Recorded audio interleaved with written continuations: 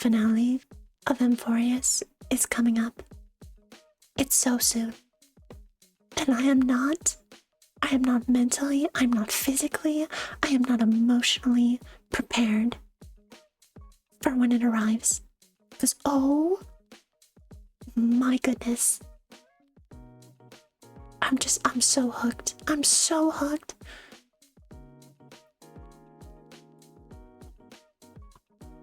Sorry, I had to ban a bot. Finale of what? Amphoreus. What is Amphoreus, you ask? Excellent question, Al. I'm doing it in my trap card.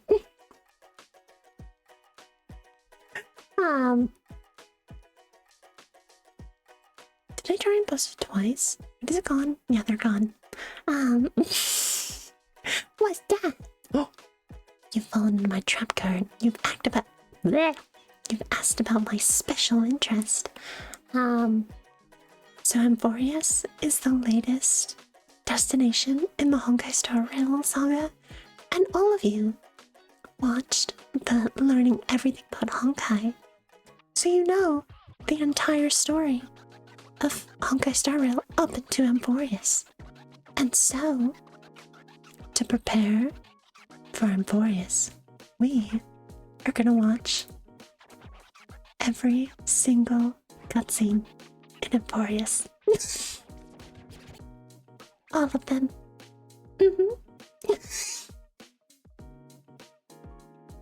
There is this wonderful, wonderful creator called...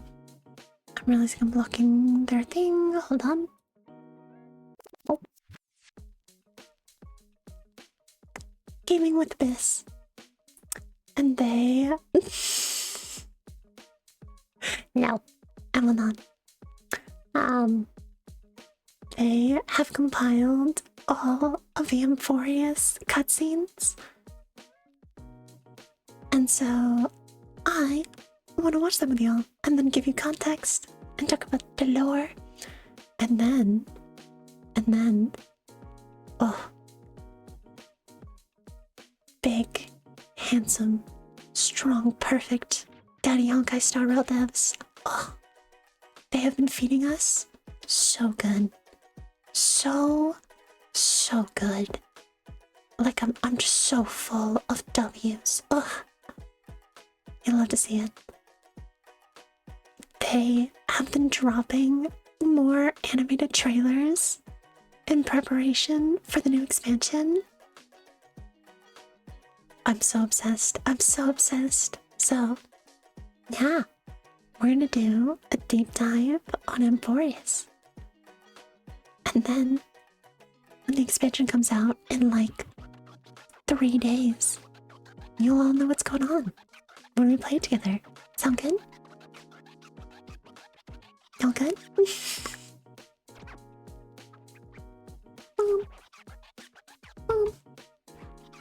Mom.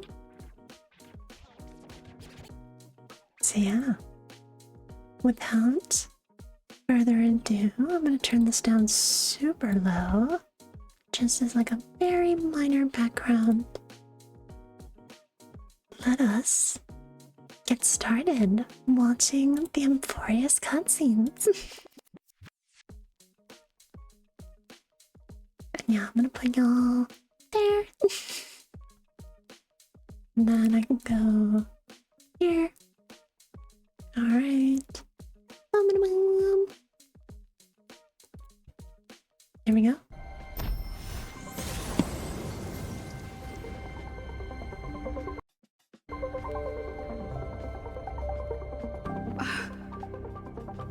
There's nothing there.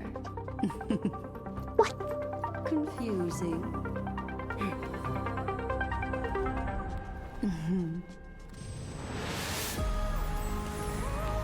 The answer lies hidden in the starry sky. Oh. Car ready for detachment. So yeah, so a little context before this.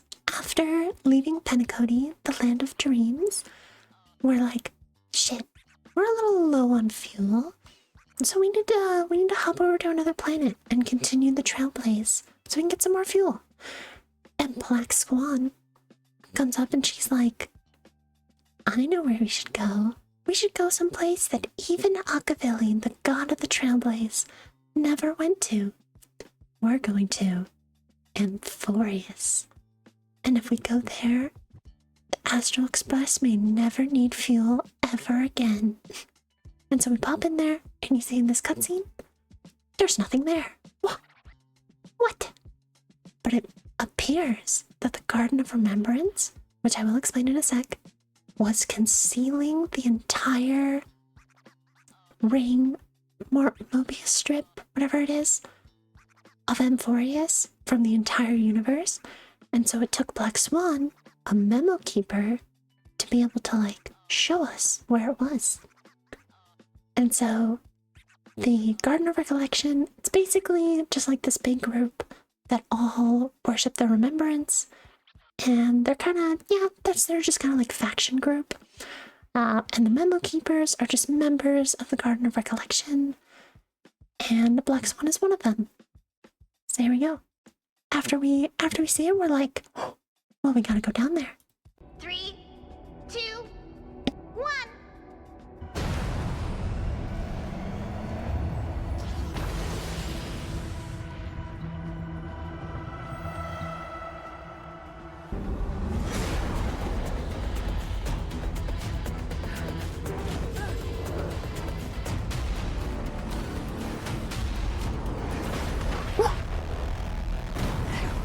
Rude. Oh. We're dead. We rock up, immediately dead. Story over. No more Amphoreus.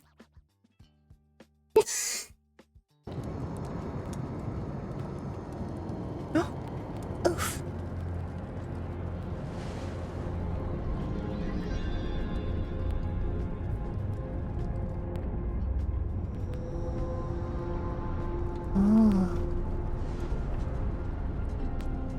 Oh. A bucket train! How dare they? Don Hong? Once again, So through the ripples of Oops. So yeah, basically, we crash land, and we're like, well, shit. What the fuck are we doing? So we start walking around, and then we run into two people. We run into Trivy and Finon, and they're like, oh, are you refugees? And we're like, yes? Maybe? They're like, okay, let's go to the holy city of Akama. And so we start going with some of the refugees, and we're suddenly like, well, fuck, how do we get there? Our path is blocked. And then... once again, stir the ripples of past reverie.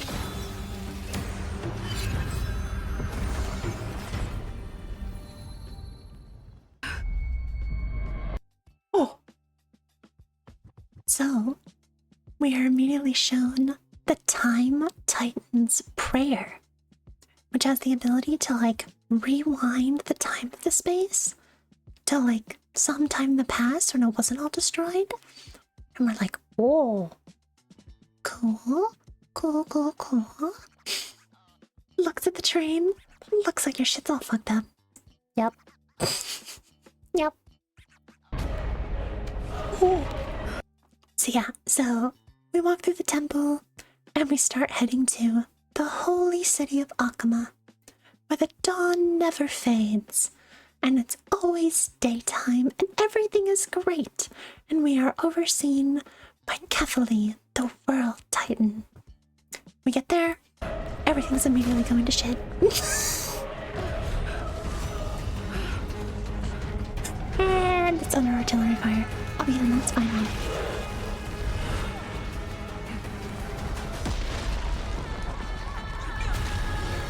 And we're dead. Oh.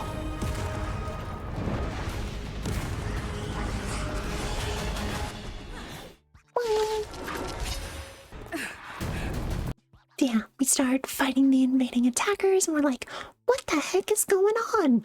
And they're like, oh, the Strife Titan, who's been corrupted by the Black Tide, is attacking the holy city of Akama. We have to stop him and seize his core flame. We're like, what? What? And they're like, we'll talk about it later. We just gotta kill. And we're like, okay.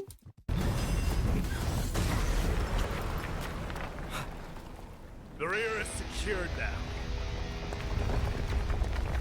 This is the result of your efforts. Look at this hot man. Quit messing around. You know who we're dealing with.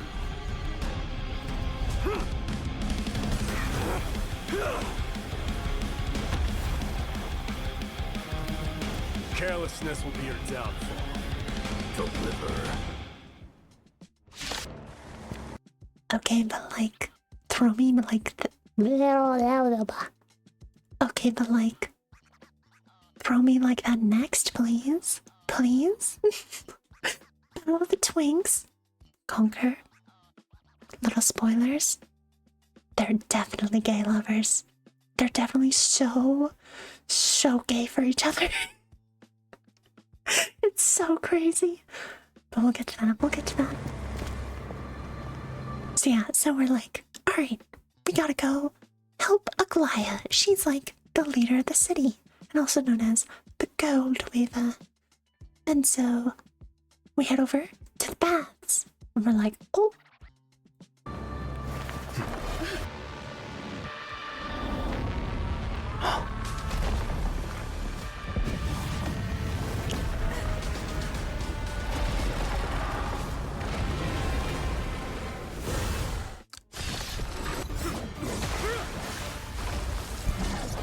So yeah, so that's Nikador, and we start fighting him, and we're like, alright, kill him.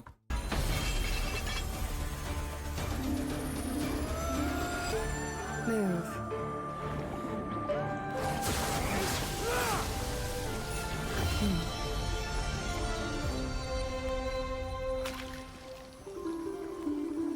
This is not the true Nikador, just one of his many godly forms.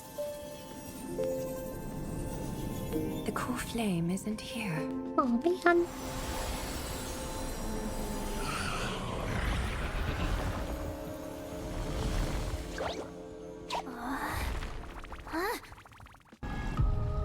So yeah, so we rock up and we're like, whoa, who are you, majestic mommy? Oh my lord. And she's like, I am Aglaya, the Gold Weaver, and also the demigod of romance. Won't you join me in the bath? And we're like, yeah. Yes, please. So we go in, they kind of give us a little lore. They're like, you're in the holy city of Akama on Amphoreus, and we are burdened with the task of the flame chase journey, because all of the titans have been corrupted, and we must kill them and seize their core flames, so that we can become demigods and start the Era Nova, which is an era of peace and tranquility, and blah blah blah blah blah. Will you join us on a journey, brave hero? And we're like, whatever you say, gorgeous, beautiful mommy, of course. Of course. Whatever you want. Trying to think if I missed anything.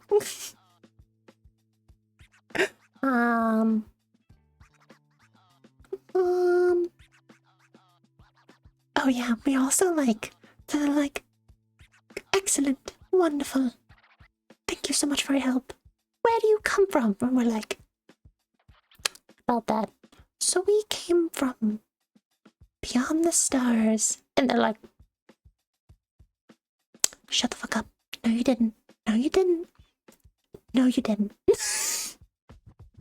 Nothing is beyond the stars. You can't go fucking telling people that you came from beyond the stars. You're gonna start mass fucking panic. No, you didn't. We're like, oh, well, we did. And then like a guy is like, well, yeah, I know that. But there's nothing beyond the stars. That's what everyone believes. shut up. And we're like, oh. Oh yeah. And so we keep going. You now stand at the heart of this world. From space. Now, I require your honesty. Wow. Getting kinky. Oh yeah, so Goliath's like, cool. Love to have your help. One condition. Do not tell people that you're from beyond the stars. We immediately leak that information. People immediately find out that we're from beyond the stars. And Goliath's like, bitch, I give you one job. Don't tell people you're from beyond the stars. And now everyone's being like, oh my god, there are travelers from beyond the sky. We need to go there. And Goliath's like, shit. We got our own problems here. We're not trying to go to space. No. So they're like, they managed to like, kind of like, cut off that source of information. But now Goliath's very sus of us. And it's trial time. So, we have a little trial. Castorus, they explain that like, Castorus is like the death demigod. And if she touches us, we will immediately die. And we're like, oh. Still smash. And so, eventually, we're like, look, we're not lying. We're here to help. It's fine. And Goliath's like, okay. Still a little suspicious of you. But I need all the help I can get. So yeah, so now we're like, alright, well. Exactly, Conquer, exactly. But yeah, we passed the little trial, and now we're like, alright, we need to figure out how to beat Nikador.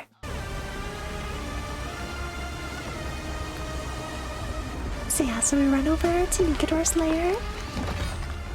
Now we're like, Mortal wretch. oh. How amusing.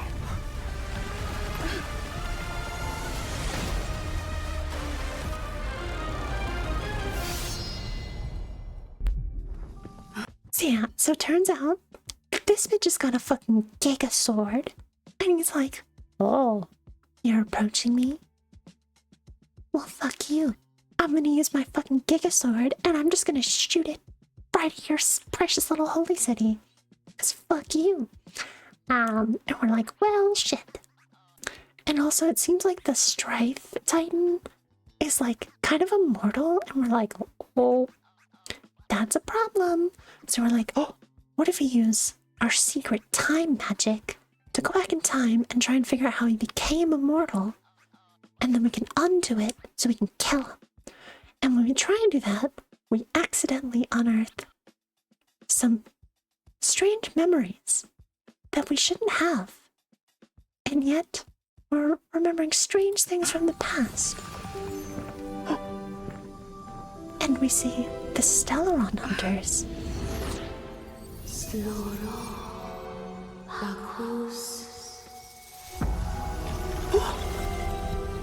And fully?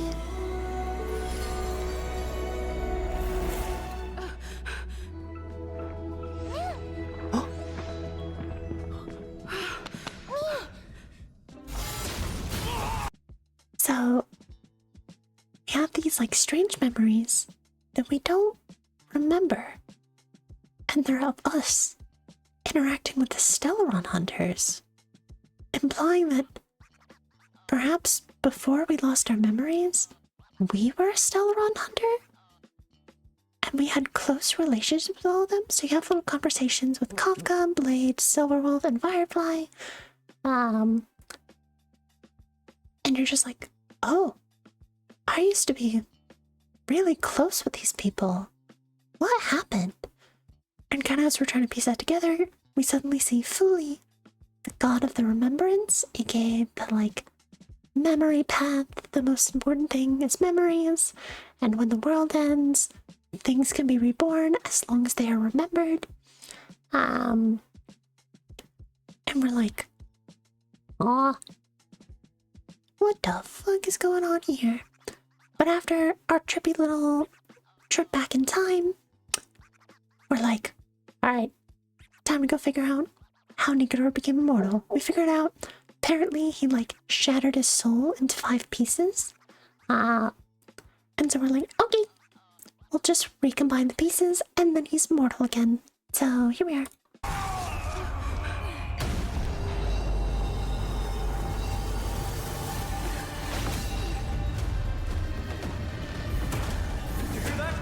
What? They've returned!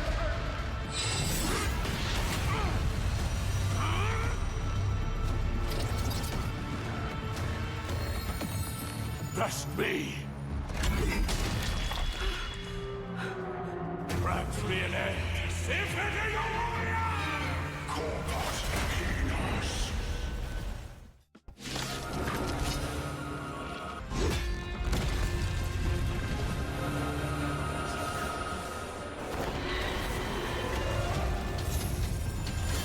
Master. Now.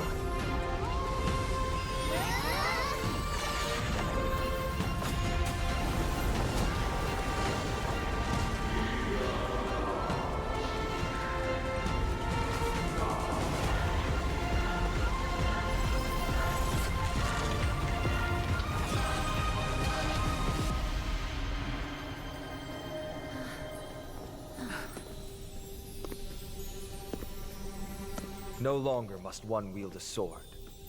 From here on, the world shall no longer know strife.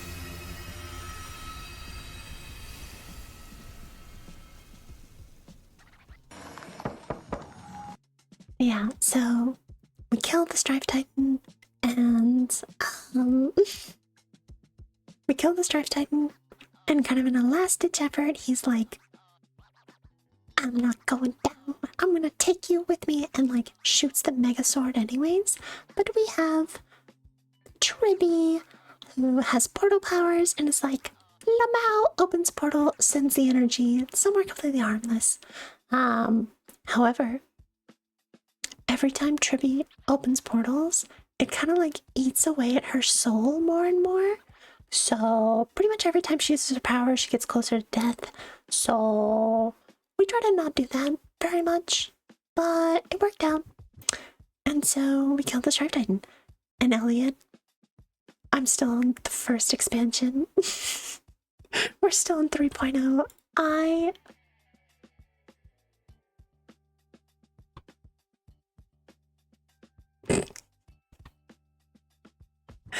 Anyways.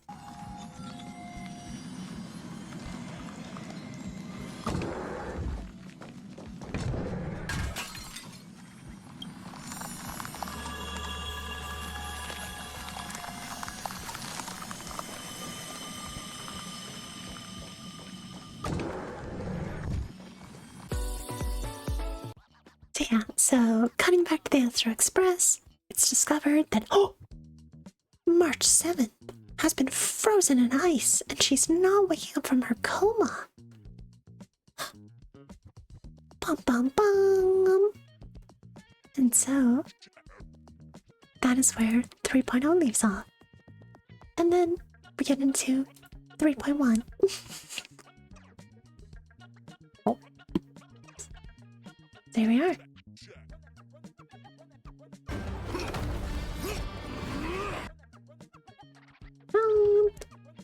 Oh yeah, okay, so before this cutscene happens, we have retrieved the core flame of strife. And we're like, cool, now we're gonna bring it back to that cool little water place that we saw at the like trial execution little cutscene that we had. And then we're going to... There's been a lot of comparisons for Mighty and Gilgamesh, but technically no.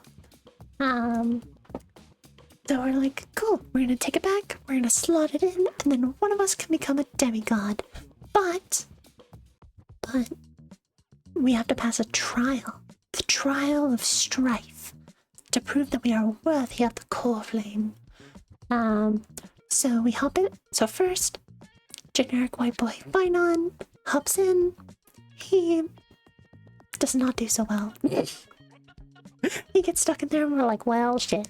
So we hop in after him to like grab him out of there. And then here we are.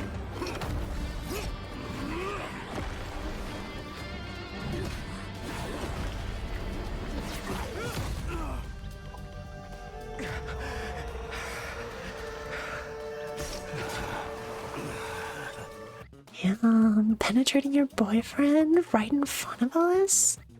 Wow. Found you. So... yeah, so he's super into it. This is their way of fucking. Let's be real. So yeah, we get Finon out of there, and we're like, well, I guess we'll try again later. So we're like, in the meantime, let's go to the Grove of Epiphany, which is basically like academia tree. We go there, and we're like, where's everyone? Only to find out that the Grove of Epiphany has been ravaged by the Black Tide. And we're like, oh shit. Okay. I guess we'll see if there's any survivors and if we can find the Reason Titan, Circes. So we do a bunch of puzzles and we climb up the tree and we're like, yeah. So basically, we find out that we're like talking to like an effigy of the core flame to get up there, and we're looking for Anaxagrius, Professor Anaxagrius, aka Anaxa, which he hates being called Anaxa, which is why everyone calls him that. And they're like, oh, we gotta find him and rescue him from the Black Tide. And here we are. Found you.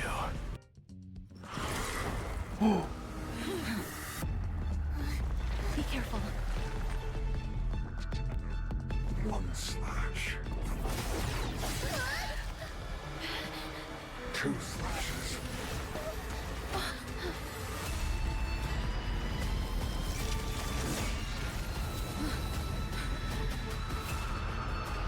Three slashes. Enough.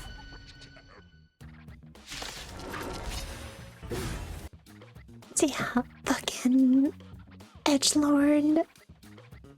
Edgelord pops up and we're like, oh fuck. And we start getting our asses kicked. In that case.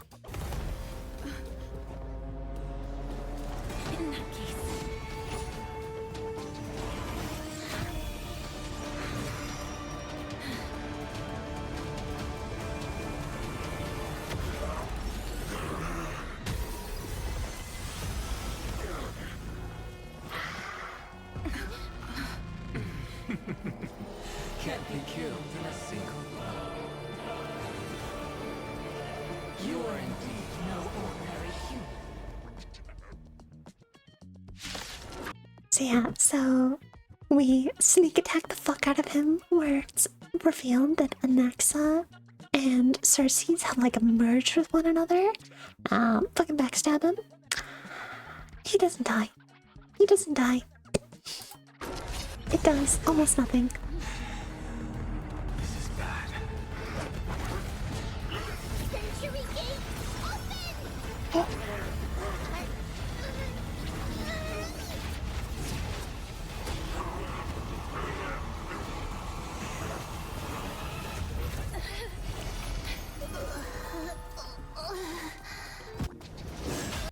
Yeah, so basically our only solution is like, well,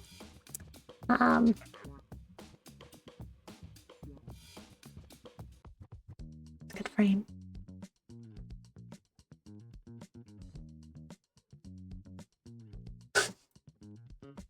Basically our only solution is like, well, this is not going well. Let's just chuck him in the portal and teleport him as far away as possible.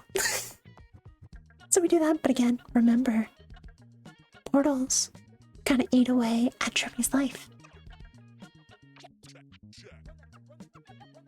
So she's not doing so hot. She opened the big portal twice now. She's not doing so well. But yeah, we eat him away and we're like, cool, time to get back to the Holy City. So we go back to the Holy City and we're like, well, shit.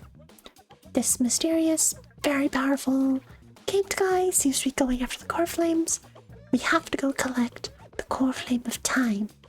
So we go into this time temple and we're like, cool, hi, let us recover the core flame of time.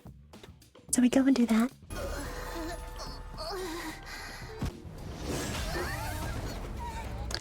And when we get there, there's no core flame. Cape Dude ambushes us.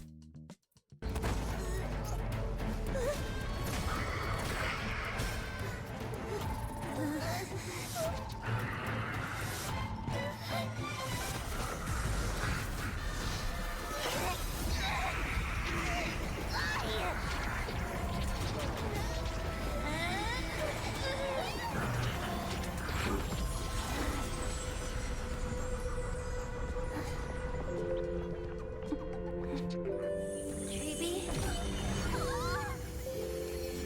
See you tomorrow.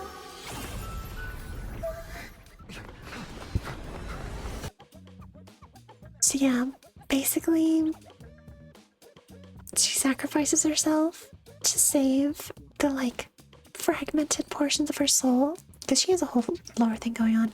Basically, Treeby used to be one person, but when they took on the core flame of the passage, they split their soul into like 1,000 versions of themselves so they could open the portals that connect to the world. Yeah, and so now there are only 3 left. All of the other ones have died, and they also share sensations, so they've felt every single death. So she opens up the portal, the other 2 escape, and she's dead.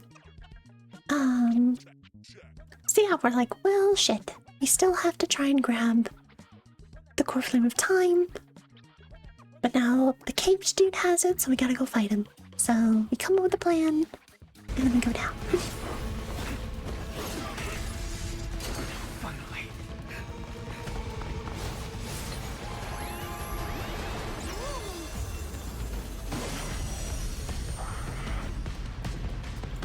Pent in the memories of the dead. Yeah, so like our main plan was like, alright, well, yeeting in the portal really did not work.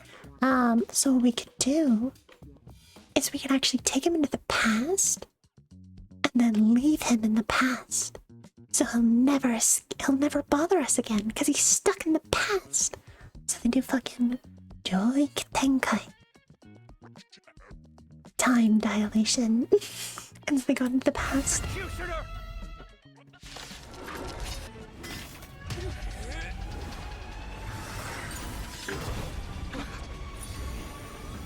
At long last.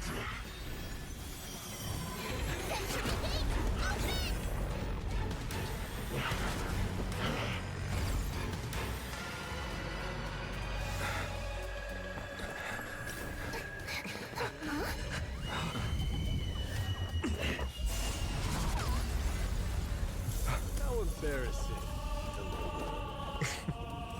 You didn't come down from the sky? The city is mine anyway. So why shouldn't I go through the front door?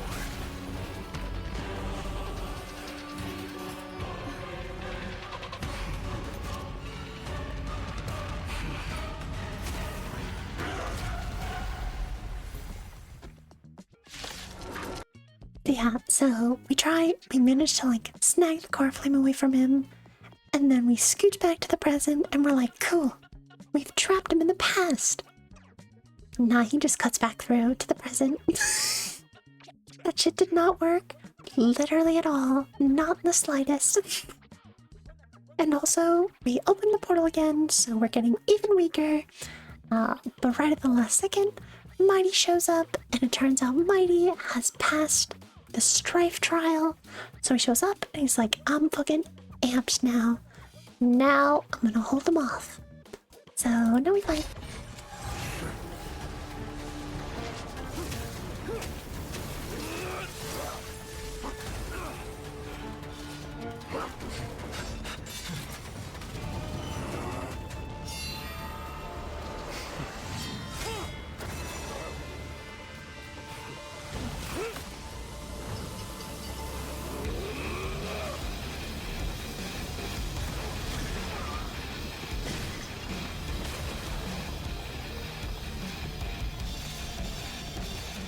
Heroic souls of strife, heed my call.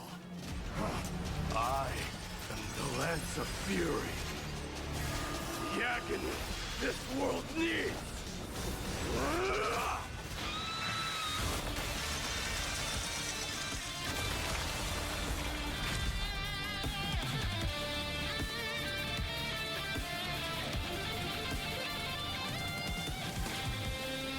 Witness this. Witness the God dick. has come to cast from Kronos. No, yeah, so Mighty kind of kicks his ass, but seems like witness dick in your mouth. But no, yeah. Also, L, to your early message, please feel free. Feel free. Thirst over wherever you want. Just be little gremlins. This is mostly for me. I just wanna yap. The whole guy's not real. But yeah, no. So he fucking fights off him, but of course, this dude is a part of the Black Tide. You can't really stop it, you can only really just slow it down. So he's kind of like, alright, I'm just gonna stay here and just stay locked in combat with this dude for as long as I can to like, because he's also like immortal, so he's like, yeah, it's gonna suck. I'm gonna die a lot, but I can probably keep him busy a lot. While you go and grab the other core flames. So yeah.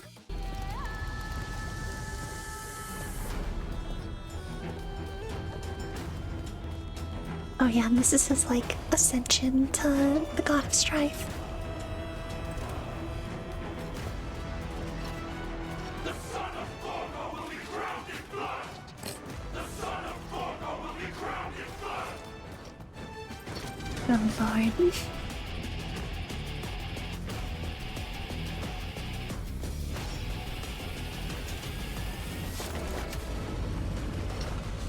Oh. Why is he sitting like that? Oh my god. Mother, I am home. You will now Why he be sitting like this? Oh my god, wow. I mean, like, you want me to like get on my knees in front of you, you know, and like, you know, worship the king?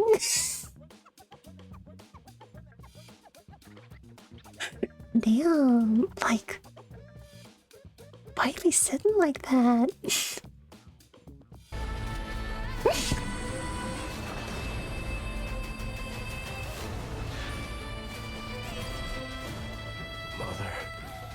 Mother. I am home.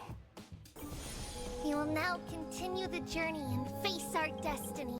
Yeah, so this is the funeral scene for Tribby after they sacrifice themselves. We will step over the gods' corpses and wander among humanity. And thus, we shall sweep apart Amphoreus' pitch-dark fog. And at the end, all will reach that silver-white shoal. That end of the journey, that new world and new tomorrow. It is a haven free from storms, cold, and heavy rains. No sorrow can linger there. We've made a promise to meet again at the end of the west wind, where flowers bloom in spring. See you tomorrow, Brienne. See you tomorrow.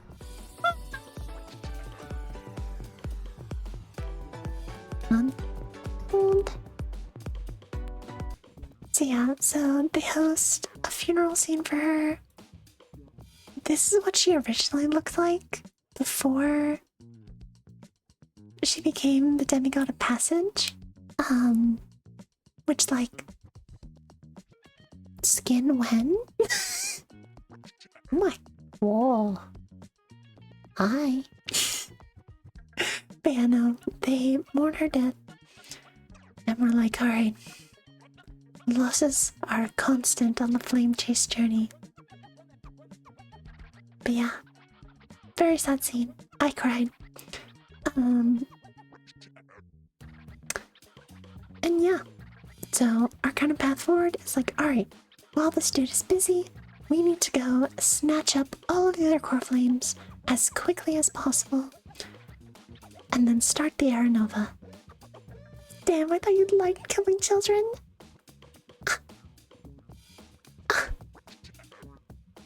I'm sorry, but they are not a child. They are actually thousands of years old.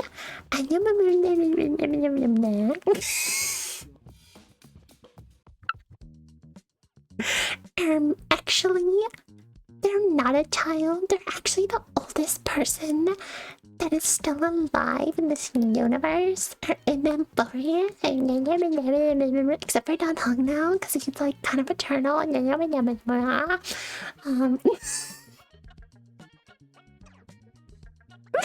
But no, yeah. Again,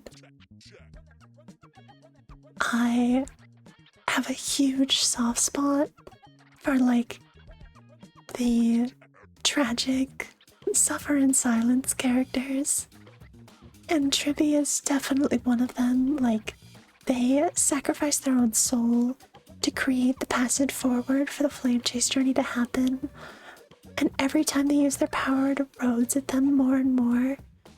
And she talked with Castrus once of saying, like, why do you always say see you tomorrow? Like, that's not always, like, that's not a prophecy. Like, that's not always true. And they explain, they're like, no, see you tomorrow is the greatest prophecy that one can give. It carries the hope that we will all live together. And I'm butchering it poorly, but basically, it's a promise that we will all work together to achieve our happy ending together. And I'm like, what do you mean? It's more like a prayer. Oh. So yeah, we're like, we gotta go find those damn core flames.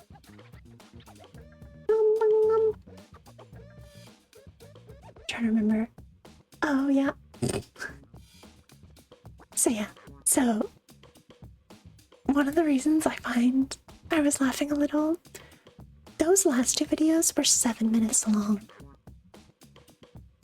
This section of Honkai Star Rail focuses almost exclusively on Castrus's lore.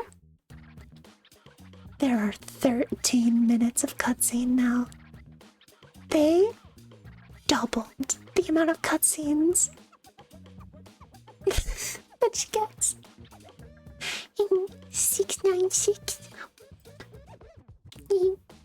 No, yeah. Alright. So before I get into this, I have to go to the bathroom again. So I'm gonna BRB real quick. Go, get up, stretch your legs, grab some food, get some water, and I'll be right back. See ya. I will say, y'all, I am drinking so much water, trying to maintain my voice. So we'll see. We'll see if we get through the entire story. If not, worst case scenario, I'll finish it up tomorrow. Favorite flavor of donut? Oh, I actually really like the like vanilla sprinkle. I don't know why. It used to be like cinnamon roll in terms of favorite donut, and then it went to like sugar donut, and now it's just like vanilla with sprinkles. But yeah. Then I was taking my cat on the walk after work, and a stray cat tried biting my cat. Oh! Well, you gotta fuck him up. Protect your cat. But yeah. Alright. So yeah, basically, let me turn this down. So, after we recover the core flame of time, we also now have the core flame of reason. We're like, alright, time to pass these trials and slot them in. But of course, we need to have a trial. We need to also, like, the annual, like, citizens assembly happens. And of course, the stupid non-main characters are like, I think we, the rich, should be in charge. Give us all the power. Mahahaha. And we're gonna stop the flame chase journey. We're like, ugh, we have to deal with this shit. So yeah.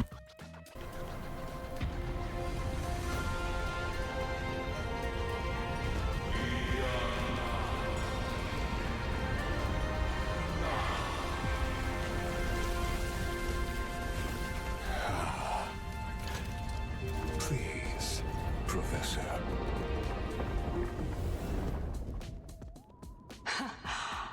We also meet Lygus for the first time, who's an Antikytheran. He's a robot dude. He also talks like he's coming all the time. Like, he just is like, Professor. Oh.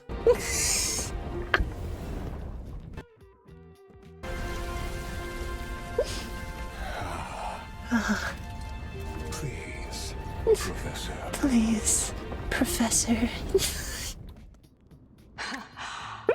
The children of humanity have indeed created a spectacle. Welcome to Dawn Cloud. The atmosphere here carries a greater sense of solemnity than the mundane clamor of the Memorial Palace. Oh, Lord. Entry permitted only to the invited. I don't want to die. Please, So yeah, so basically, before we get into that, so we go up and we're like, we're about to have a trial.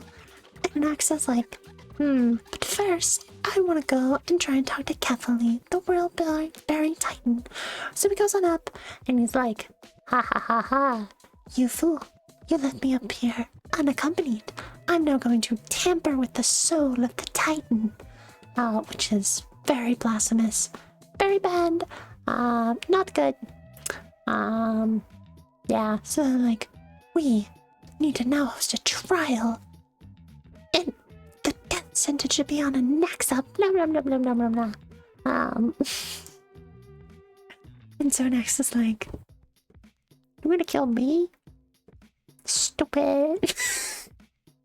What if I could find the Death Titan for you? Then I would be cleared of all of my crimes, because I'm contributing to the flame chase journey." So we start to go off on a journey to find the Death Titan who's been mysteriously missing. And so we start to go into Castor's backstory. I don't want to die. Please, I'm begging you, just let me go. I don't want to die, please.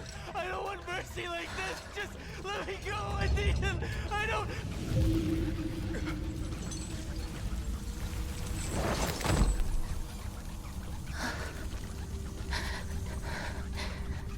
I hate these icy hands.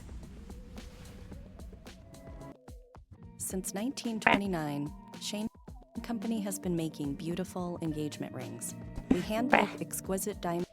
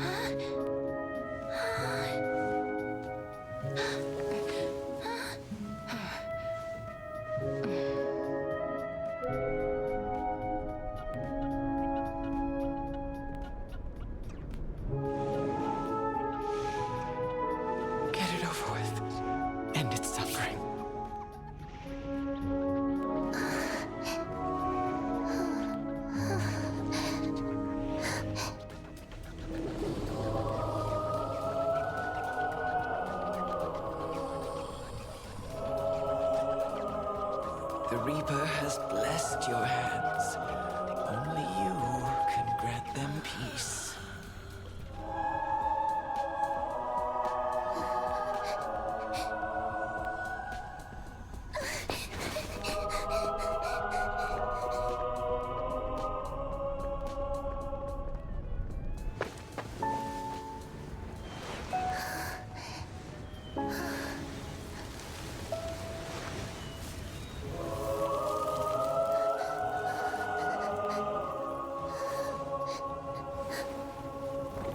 Embrace death.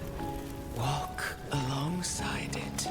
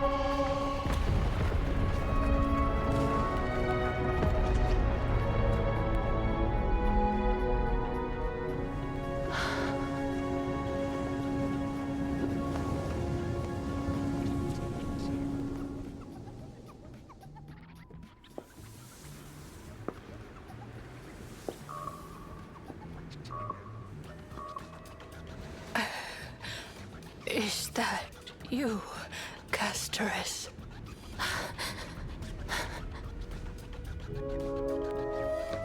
All of them have gone, heeding death's summon, crossing into their domain.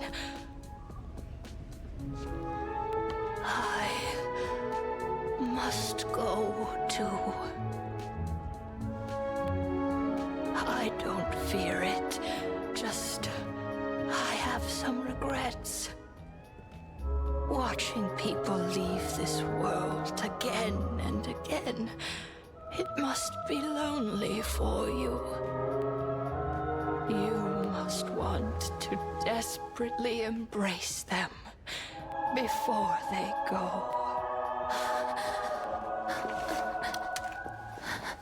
I can't. These hands, they're too cold.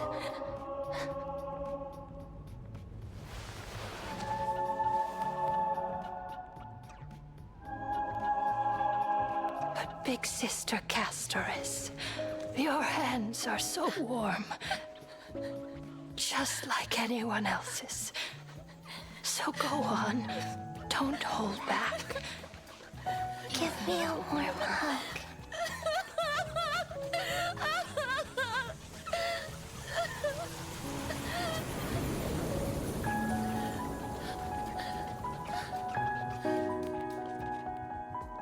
Uncompromising energy deserves uncompromising quality, crafted without compromise. Big dinner box, 8 wings, 5 breadsticks, 2 pizzas. Big dinner box, 8 wings.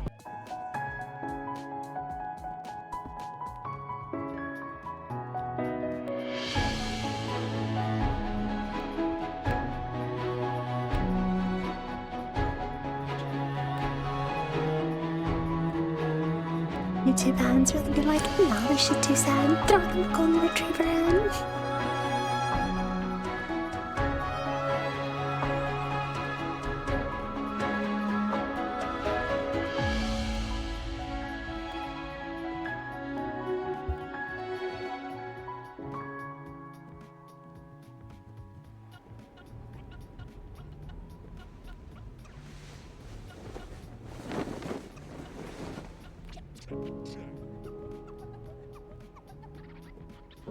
Can hands like these really be warm?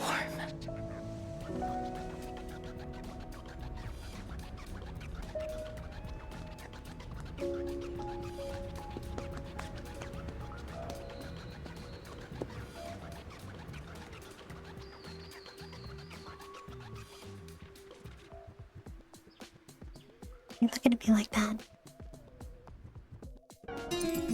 Get ready. Cass, why are you looking at me like that? Oh my god. Yeah, no. That was a nice little break from my voice. Yeah, so that's her backstory. Any living thing that she touches immediately dies. So she gets kind of sucked into this little death cult thing.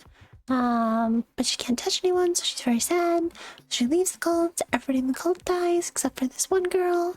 And then at the end, give her a hug and she cries.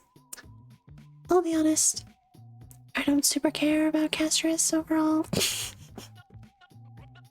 I have a very different view on death. I think it is a profoundly kind and comforting thing. So did not resonate with me in the slightest.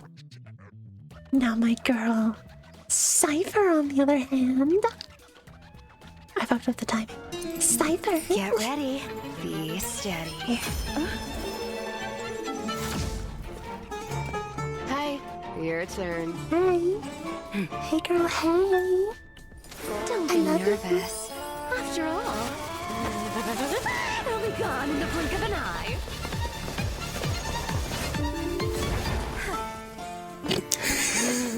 It's just like spinning All me done.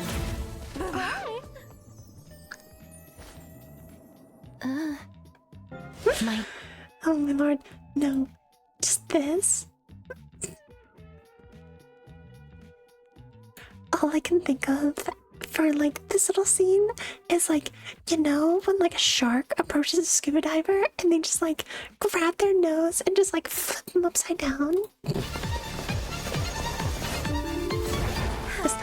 All done.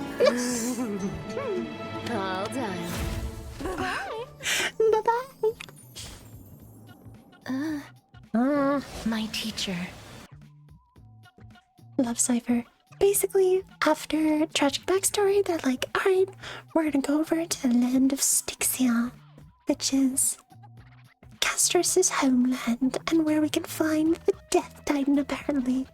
But it's very far, and we're like, please, Cipher, oh demigod of trickery, please run us over there with your flash-like speed. And she's like, fine. Give me all your money. And I'm like, yes, queen. Yes, Cipher. All of the gold that you could ever want. It's all yours. I love you so much. I don't know why. I don't know why I picked this voice for her. So yeah. So we zip over. We head over. And yeah, we're here. And we find this freaking little dragon thing. Anaxagoras. Grant me the wisdom of all things. I call upon thee, the stripped dead dragon's corpse.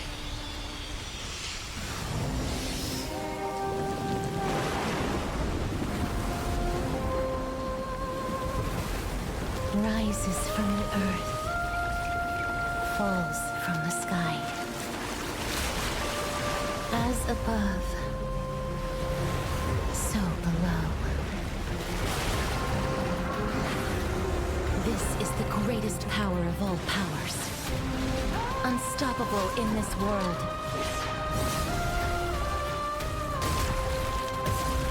The great work that commands all death. I shall grant you embrace. Yes, the bang, got your head stuck in your egg. So yeah, so basically, we kind of discovered that, like, oh, the Death Titan kind of already died a little bit. So they could resurrect Casterus. Because apparently she's like half of the Death Titan. So we're like, well, shit. I guess we have to revive him long enough that we can kill him again and then take the core flame. So we do that. Oh, death. Sleep in peace.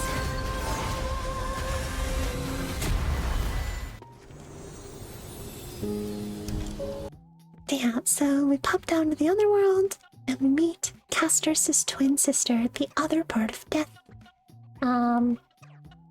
Who kind of did an oopsie. You're not supposed to bring the dead back to life. But she was like, nah, I'm gonna resurrect my sister. Because why not?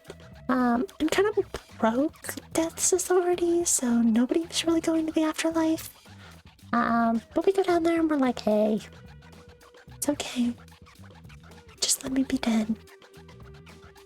And then things can work as they should.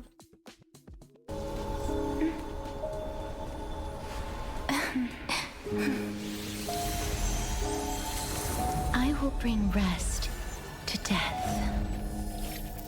And from now on, stagnant life will once again flow. I don't know why, but there's so many hands on this one.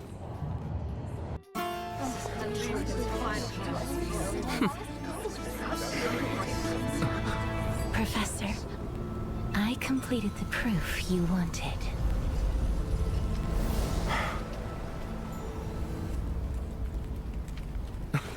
Stand emoji.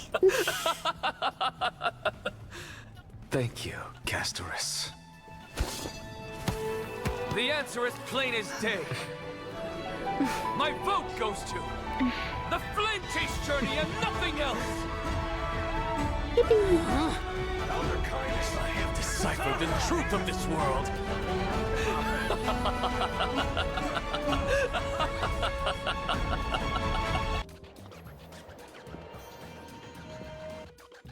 Yeah, so Anagris kind of tweaks out, learning that, like, oh, souls are just like seeds, and they bloom in life, and then when they die, they spread their seeds into the underworld where they grow back again to become new life, and blah blah blah blah. So he's like, I was right, you were wrong, meh meh meh meh, and he's happy about that.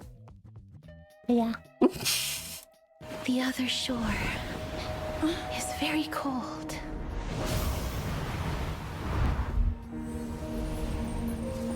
May I borrow your warmth one last time? Thank you for fulfilling this wish of mine. The place I'll be going to is what humans call the Land of Sorrows. But with this heartbeat and the residual heat of this embrace, I shall turn the nether realm into a gentle place of rest.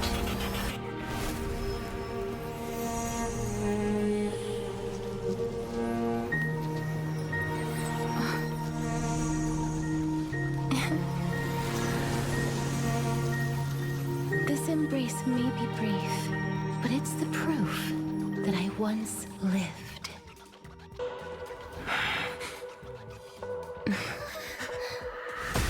Yeah, so we vote to continue the Flame Chase journey. We also recovered the Death Core Flame. And so we go into the ceremony and we're like, cool, slot in the Death Core Flame. Now we gotta try and slot in the Reason Core Flame. And this happens.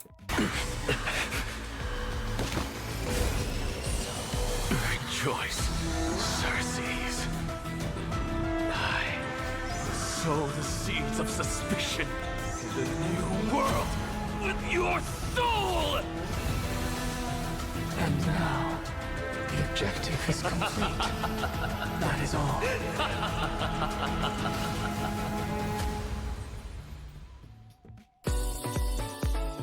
So, Anaxa and Castris, dead. Both dead.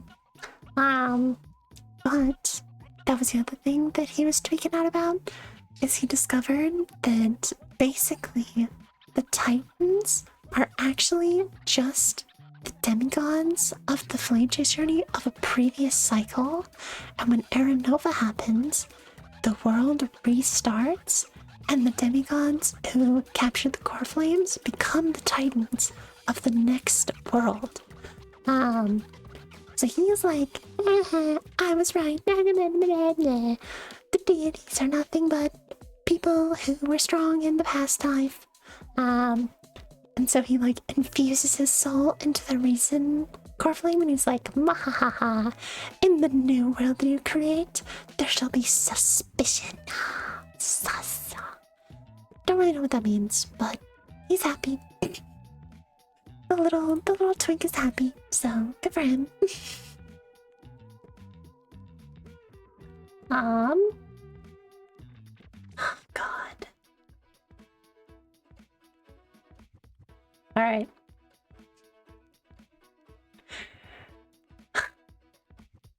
Be so for real. In this next one, we talk about Hyacinth and the Sky Titan. I did not give a singular shit about this stuff. So I might let the cutscenes play and explain what I have to and skip over the rest of it. Because I don't really know either, and nor do I care.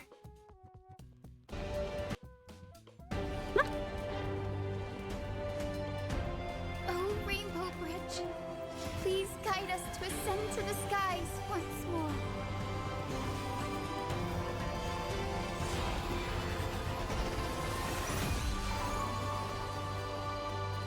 Wow. Friends, let us A soar rainbow. together. This time, I will not be overwhelmed by the darkness of humanity. Face us, Avatar of Sky.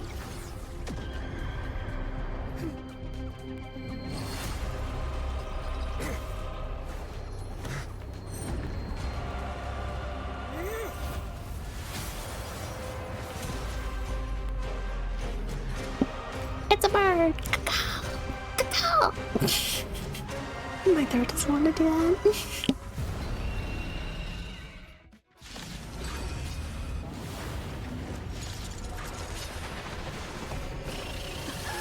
Quick, behind me.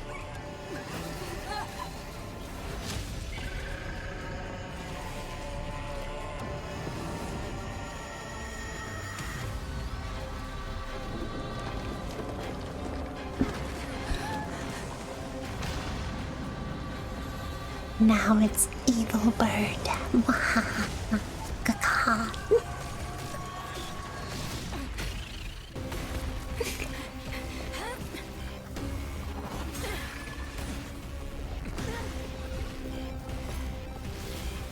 Titan!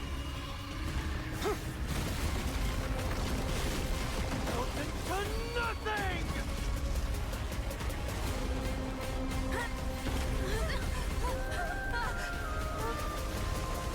Oh.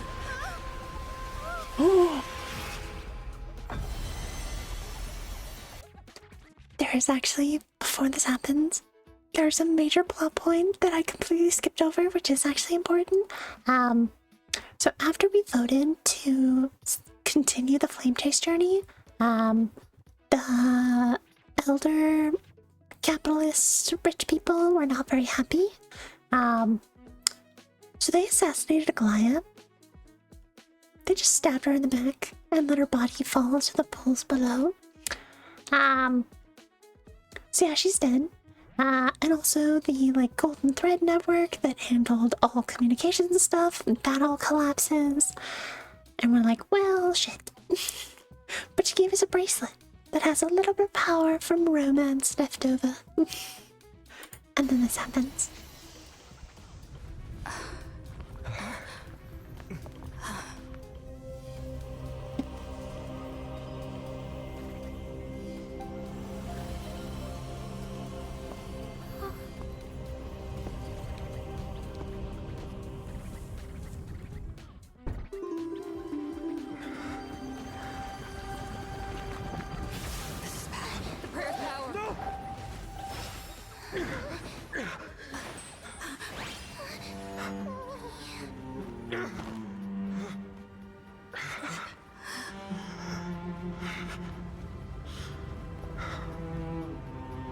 Come on. We have to get out of here. I shall have my final bath in warm and radiant gold.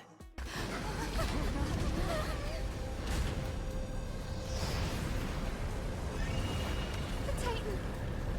Their core flame has already... Could this be Saliosi?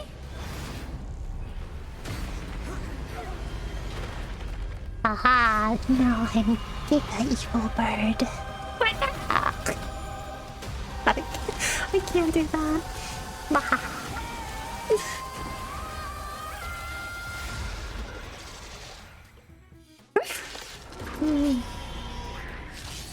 Twisted form. Did the black tide bring me back to life? The core flame has been taken, yet they still move. Lady Saliosi, is that you? You must bring light to these dark times! With just a glimmer of light, I'll be able to pierce through the clouds. Use mine, Hyacinth. I am the one who bears the world. I am the blazing sun destined to rise! Core flame, bestow upon us the healing rainbow!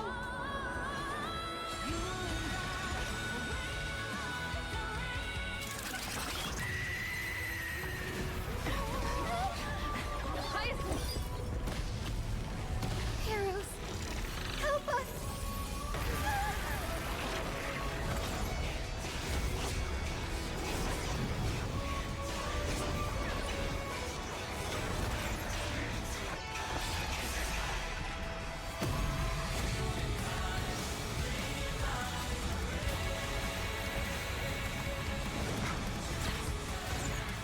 Hero of the sky, witness the will of humanity!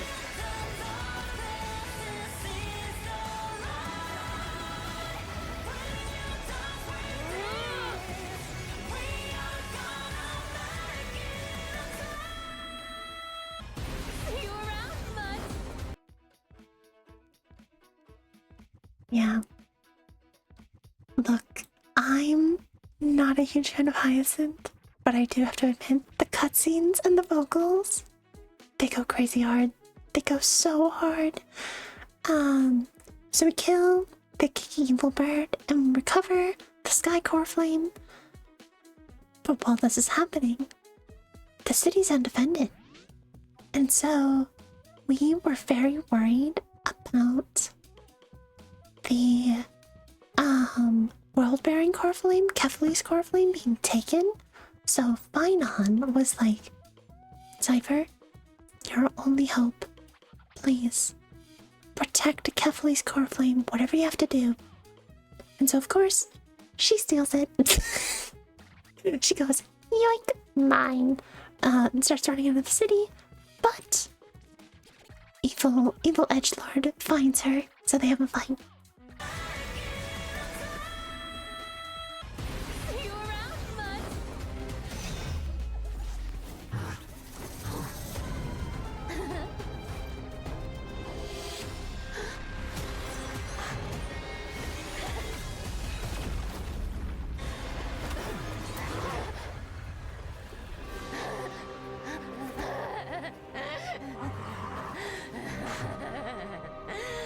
Only a mindless fool would fall for the same trick 3 times in a row.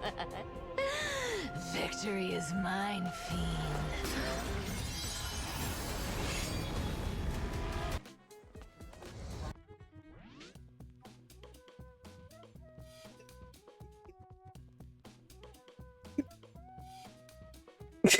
God damn it. Cipher! So yeah, so basically it's revealed that Cipher never actually stole Kefli's core flame, but since everyone believed that she stole the core flame, that became reality. So he was convinced that Cipher had the core flame, and so chased her down, basically drawing him away from the real core flame. It's also revealed that the reason that she was such an outcast of the flame chase journey is because long ago she had infiltrated like the priesthood of the sky to steal something, and learns from the Pope dude that the dawn device that like protects Akuma and gives it eternal dawn, it apparently had a time limit of 300 years.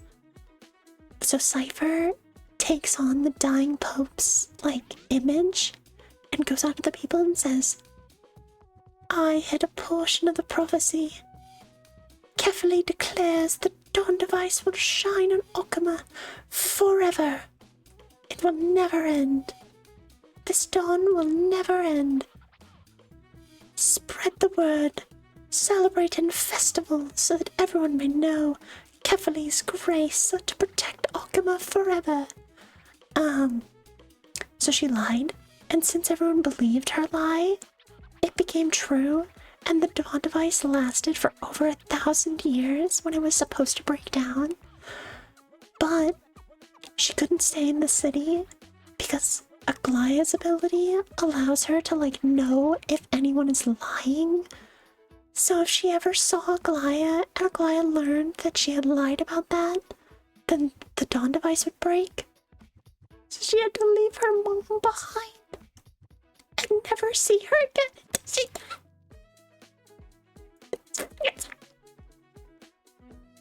It's fucked up. I cried so hard when she died. But yeah, when she dies, her power stops working. So dawn device destroyed. If there were a lie so brilliant that it could fool everyone, wouldn't it simply become the truth? Lies will always be lies, Cipher. But sometimes they can be more noble than the truth. Yeah, so City of Akuma burning to the ground.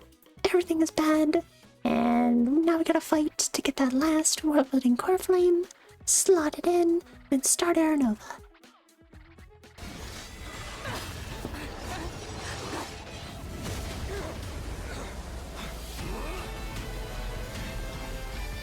Leave this to casters and me.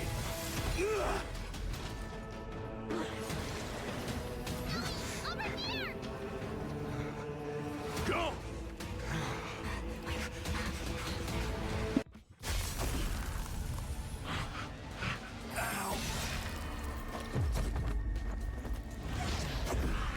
Dead. All shall bid farewell to one.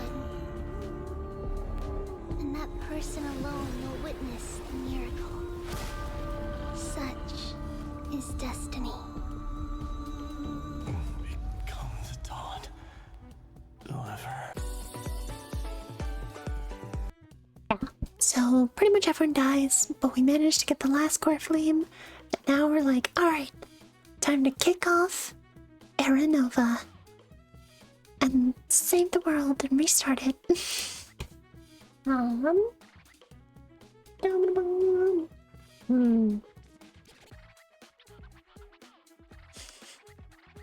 God damn it. Suffer. Suffer as I have. Alright, so here's what I'm thinking. Y'all, I did way too much yapping at the start. And I still have so many videos to go through. But now might be a decent stopping point. Because we have 3.4, 3.5, and 3.6. And then I have some other character trailers to like show off before and like promo stuff. So what if... I don't want to promise tomorrow, but probably tomorrow I'll hop on and I'll just I'll get going as soon as possible and we can finish this up next time.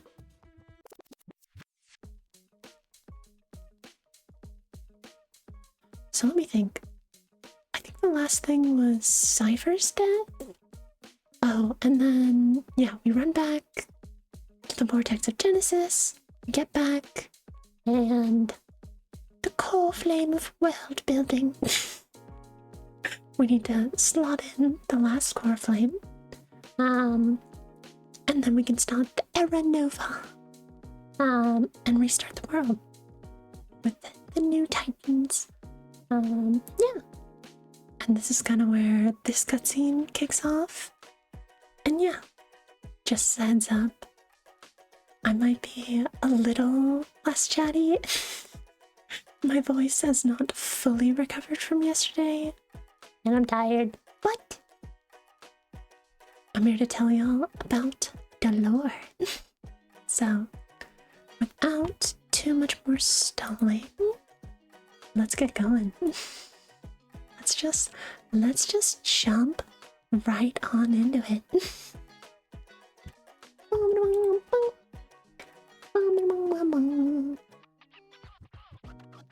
Where'd it go? There we are.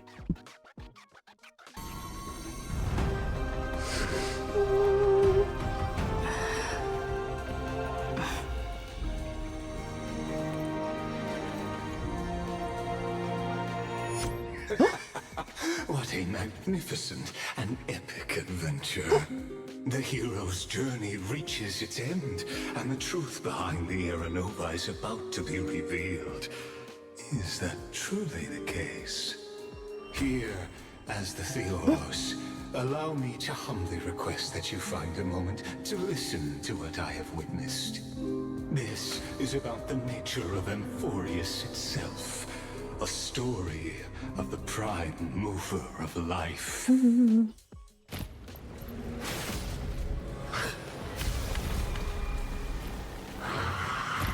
Hello?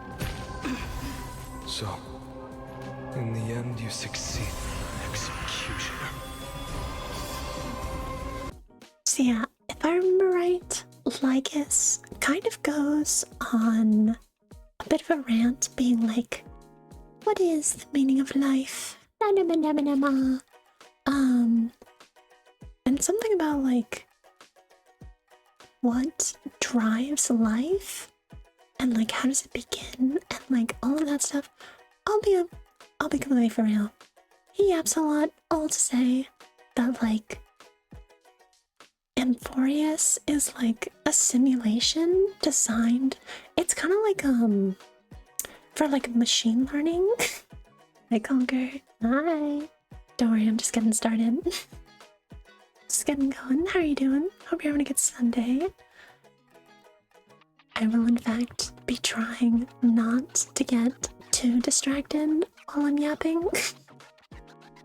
Because I absolutely cannot do another 3-hour stream. But I hope you're having a good Sunday. Hope you're doing well. We're gonna be watching through. Aww. Thank you. But yeah, no. We're gonna be watching through all of the cutscenes. We're on 3.4. And basically, in this last little cutscene, Lycus, he starts yapping. I'll be so for real. Don't super understand what he's talking about, but basically, he's like, ma, as the Theoros. ma, and he's like, what is the meaning of life? How did life begin? Blah blah blah blah blah. Which kind of sums up in like revealing his master plan, where he's like, Amphoreus is all a simulation, which we already kind of knew, but like it's all a big simulation and it's designed for like machine learning.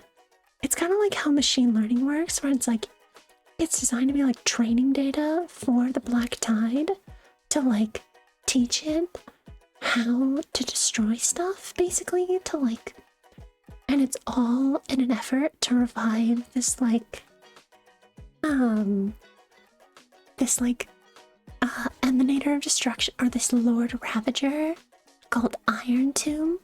And so basically we're at like 99% completion for the simulation. The moment that Era Nova starts, that's when Irontomb revives. And so he's like, yes, do it. Start your Era Nova. Yeah. Because his objective with reviving Irontomb is to destroy Noose. So basically, if Irontomb gets revived, then he will rampage straight towards the Erudition to try and destroy it. Yep. And I think that's kind of what they talk about in this bit. Before, I'm trying to like remember the order in which they revealed certain stuff, so.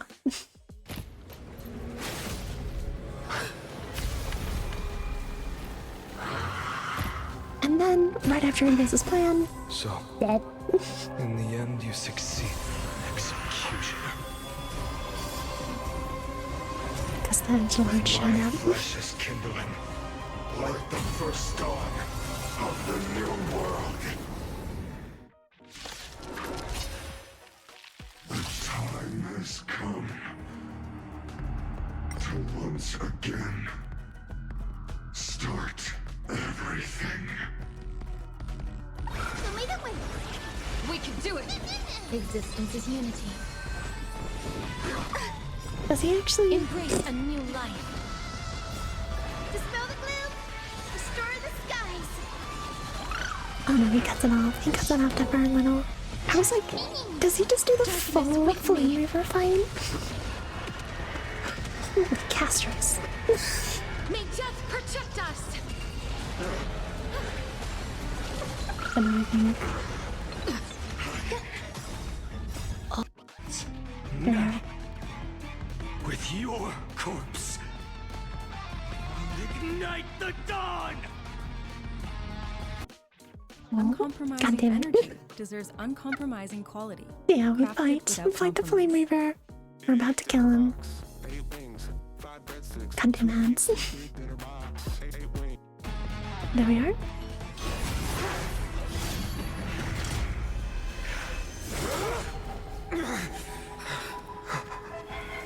How is this possible?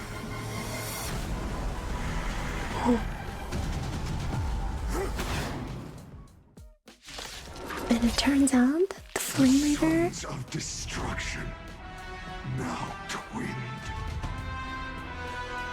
You can set your blood ablaze. Your fury. Hi Andre, welcome in. They completely lost themselves.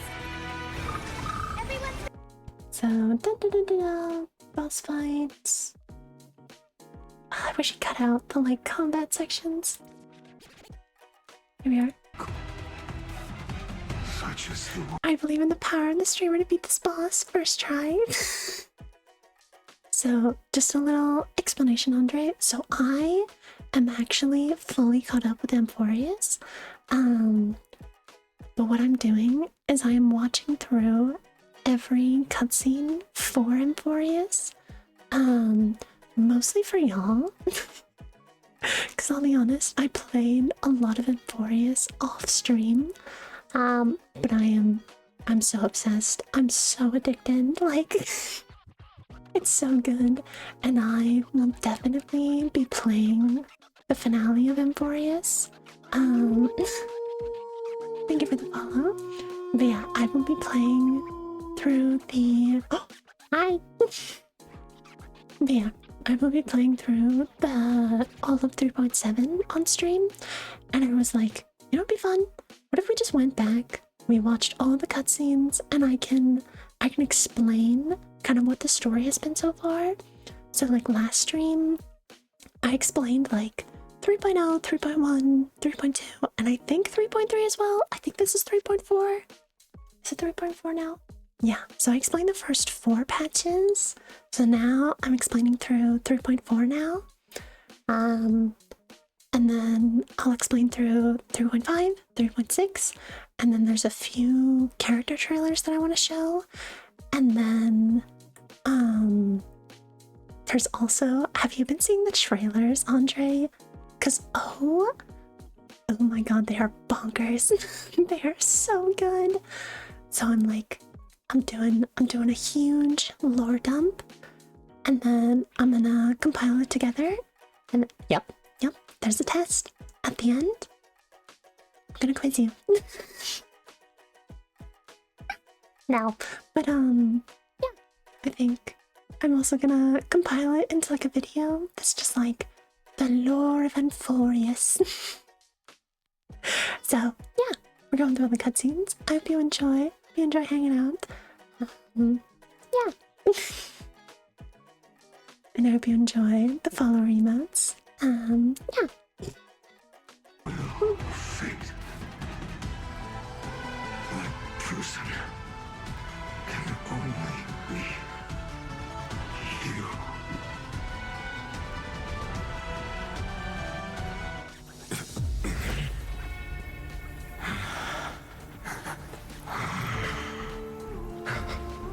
Why not let wrath incinerate fate?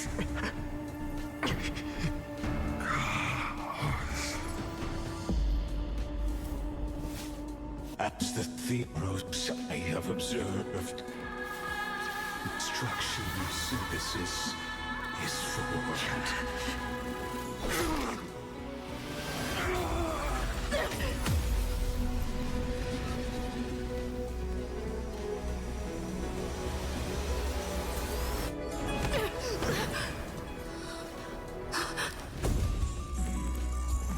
I will wait for that day for as long as it takes. The day will come whenever this eternal and follows in our footprint, writing everything and whatever was.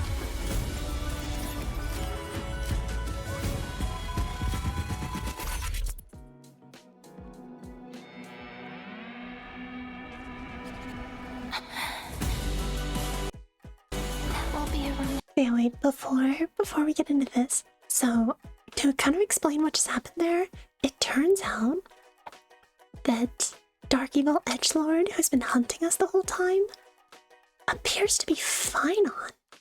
And we're like, what? What? And it's kind of revealed. Basically, they reveal that in the first cycle, Finon and this other girl named Cyrene discovered that if they started the Era Nova, then basically it would be the destruction of the universe. And so they're like, we can stop it. So what they did is Cyrene sacrificed themselves and used the authority of time to create like a time loop, basically restarting to the beginning of the Flame Chase journey every single loop, and then sending Finon back in time to the start of that loop, such that he can try and stop the Era Nova from happening. Well, it's less so stopping the Era Nova from happening, but like stalling long enough for somebody to find Amphoreus, to try and like, again, stop whatever's been going on, because they can't break out, like.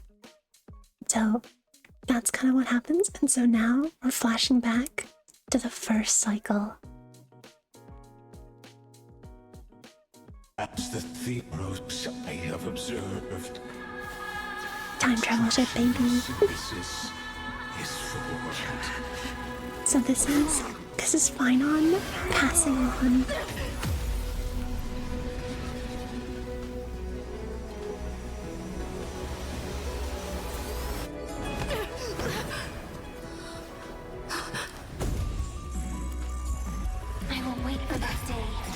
as it takes. The day will come where this eternal and follows in our footprint, directing us in understanding what ever was.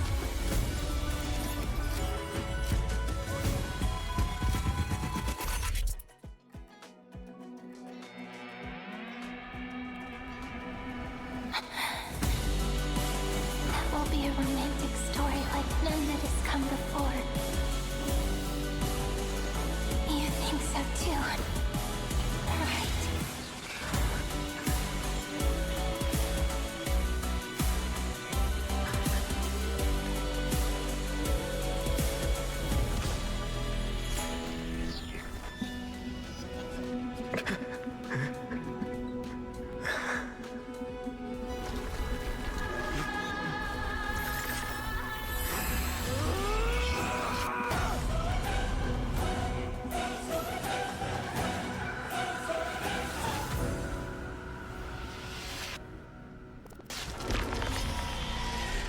Yeah, so pretty sure you can just replay the cutscenes in the game. Noted. Wait, can you really? Is that a thing? You can do like a cutscene rewind?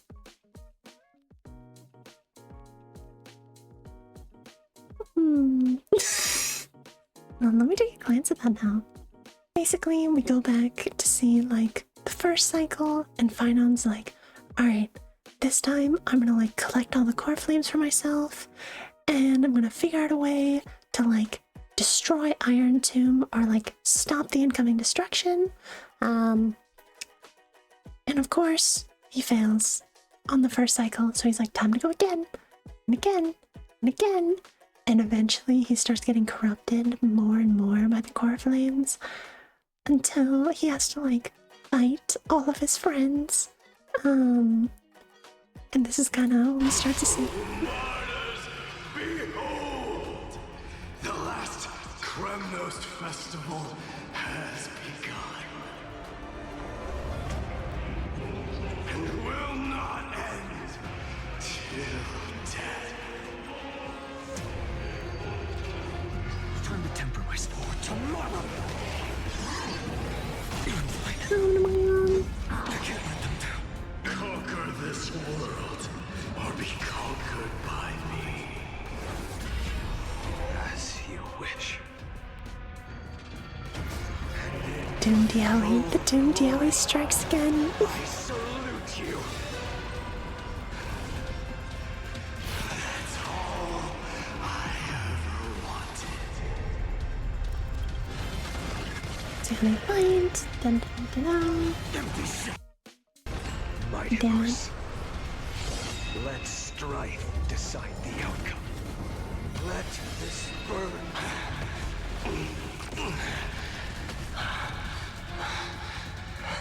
Well fought.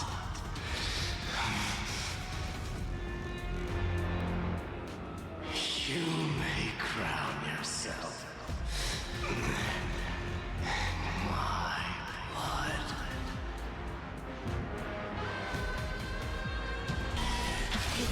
At this crossroads of life and death, First, the giant Lightning dragon tries to is a stop shattered him. shell.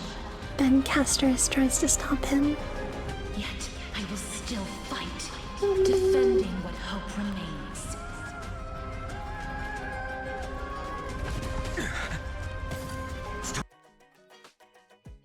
Damn, we fight. Castorus tries her damned best. Does not work out. Branded with strife. All stars burn to ash. Hail the new dawn. Let this be a tribute to your million struggles. But Wake up, lost one. And dead. See that the firelight in the darkness is not.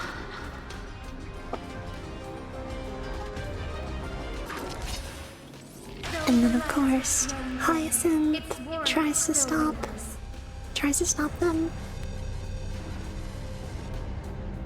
Deliverer, please. Open your heart to me. No And of course, does not go very well. Farewell, Hyacinthia. Take it. Everything I bear. Keep on burning. As long as we are never extinguished, the flame chase will not end.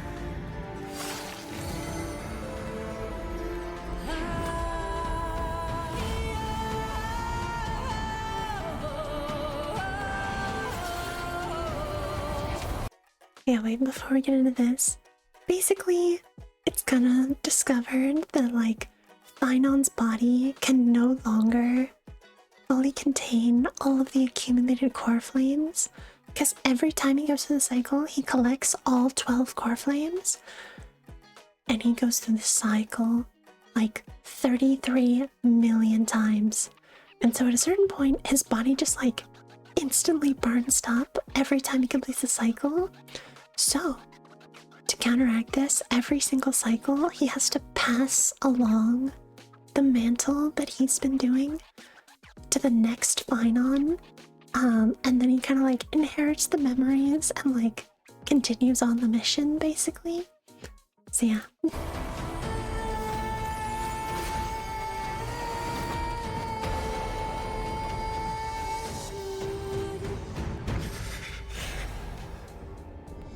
Do not bow your head to them.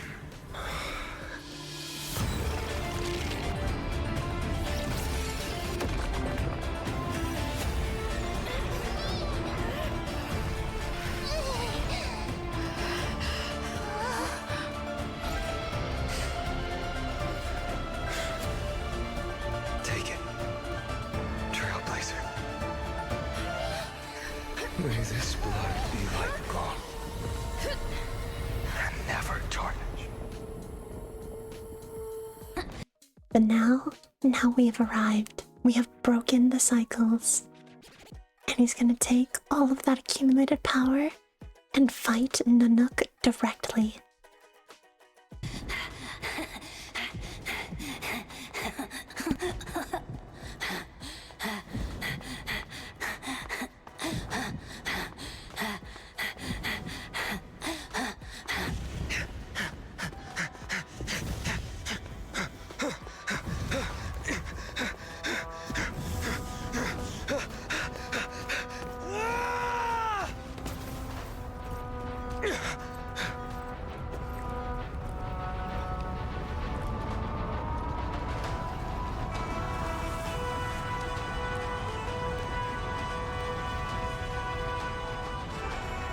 Are you ready, Nanook?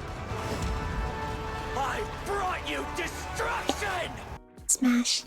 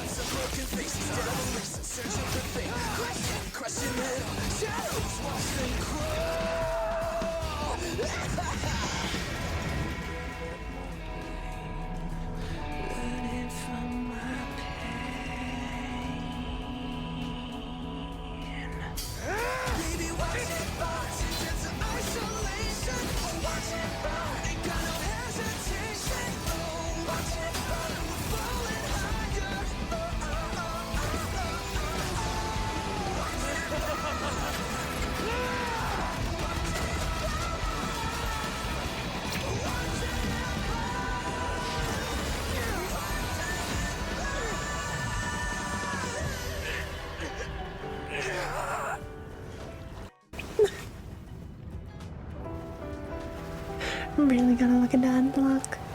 But hi, Grim. Hi. The glass that shattered, reaching through the darkness, voices trailing fires, the echo of desires, a world of silence, how the desperation battles in the shadows.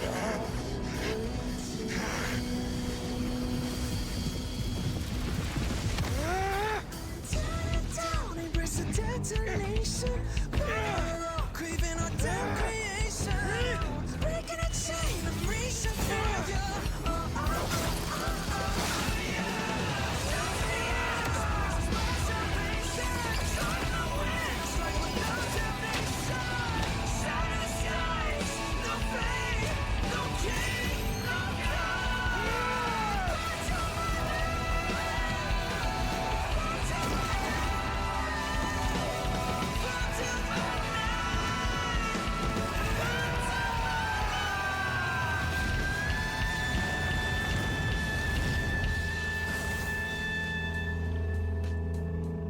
All of that for a scratch.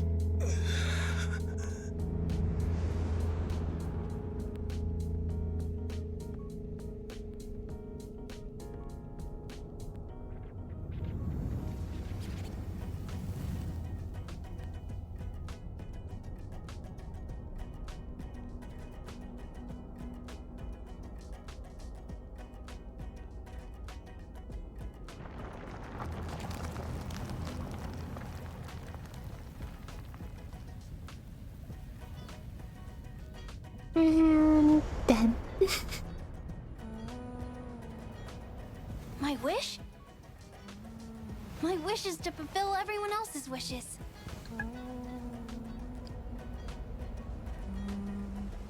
If I can't fulfill them, Then send them on to tomorrow. Next page. Yeah, so Finon tries to take on Nanook. Does not go very well. But yeah, we got a very cool fight scene. Trying to remember, was there something else? Yeah, no. So, what's happening right now? Oh yeah, so after Finon goes to fight Nanook, he basically is like, your turn, and sends us back to the beginning, like sends us to Cyrene. And that's what we see here. A page that exists because of you. And we arrive in Elysia. Is this a meeting ordained by fate? Or a long overdue reunion?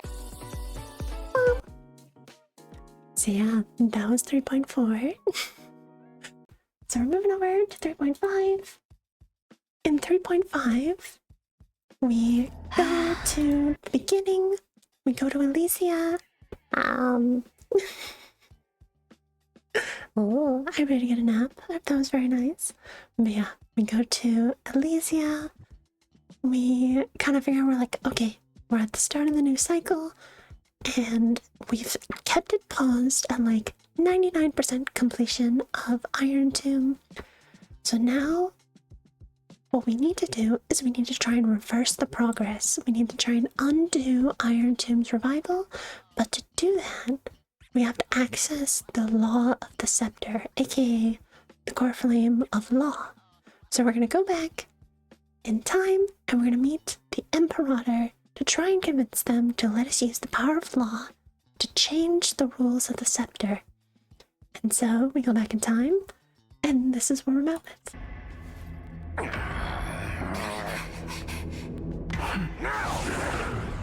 Silence!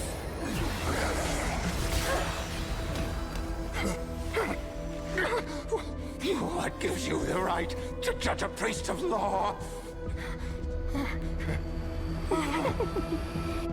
That's because I came, I saw, I conquered. Yeah, she's a little evil. She's a little devious, a little evil. Where's that one? But yeah, no. So we go back and we're like, hey, you know, you're not gonna believe who we are. And she's like, oh, you are the deliverer from beyond the stars.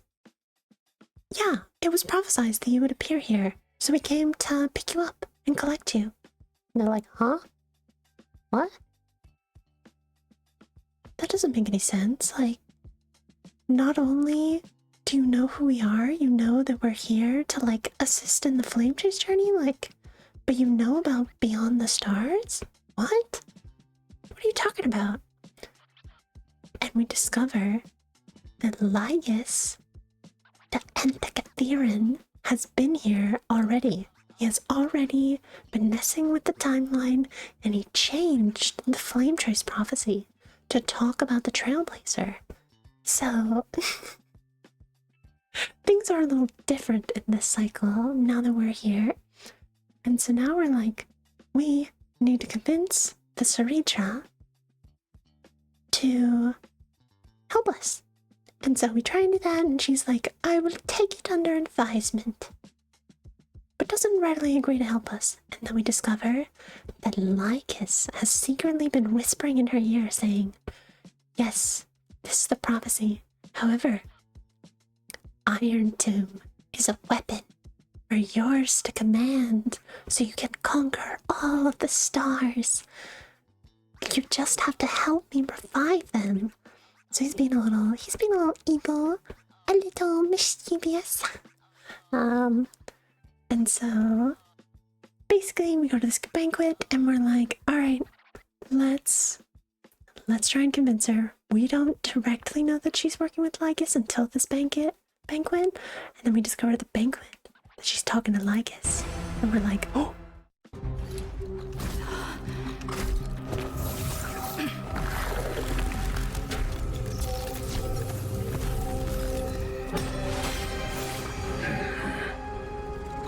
What's the meaning of this, Imperator? I did not permit you to act. A ruler is the only one who can decide their subject's destiny. But, great Imperator, what judges destiny is not the ruler, but God. Glenn?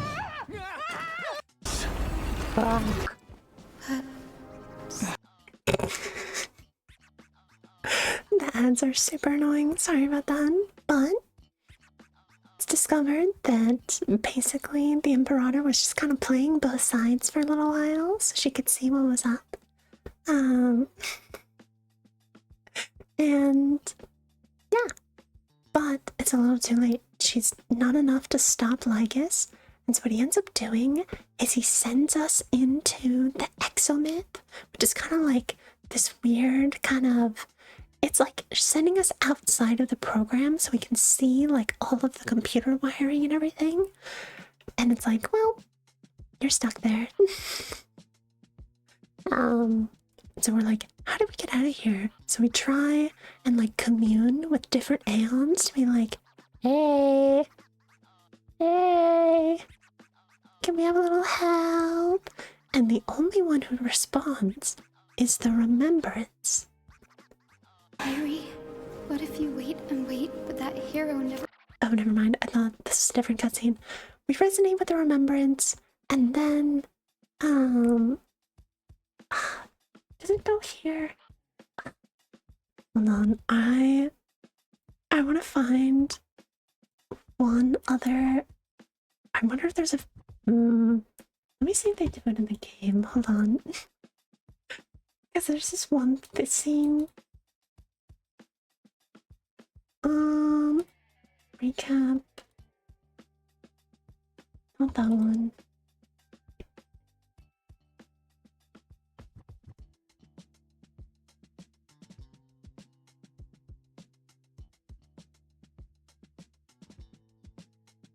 one.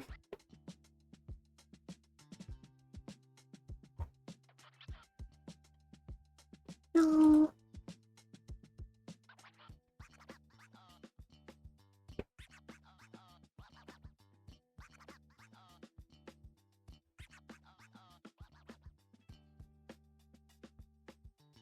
Yeah, so there's a few things that happen, and I kind of want to show a little of them. So now I'm like bouncing back and forth between the game.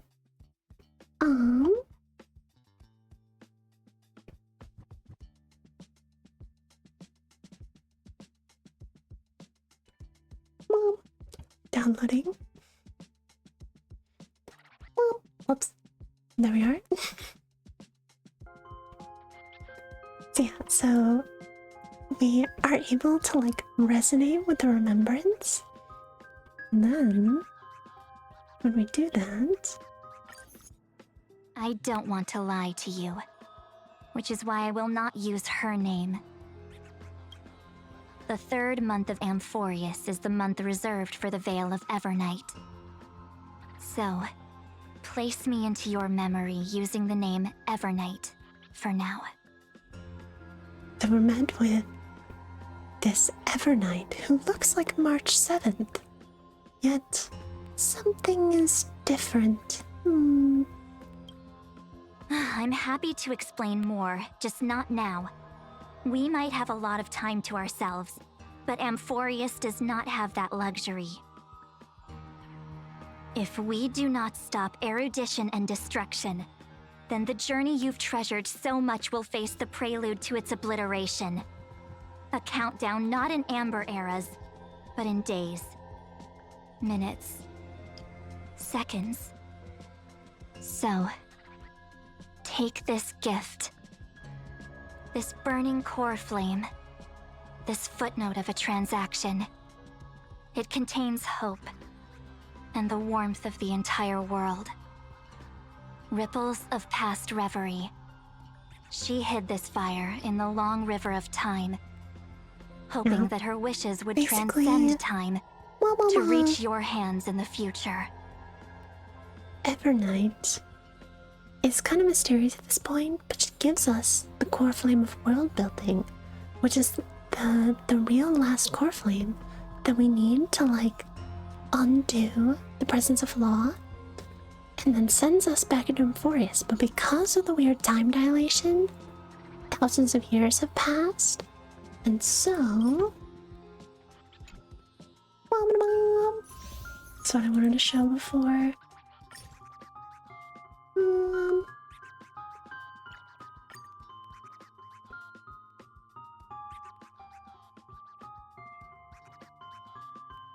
I kind of want to show all of this. Ouch.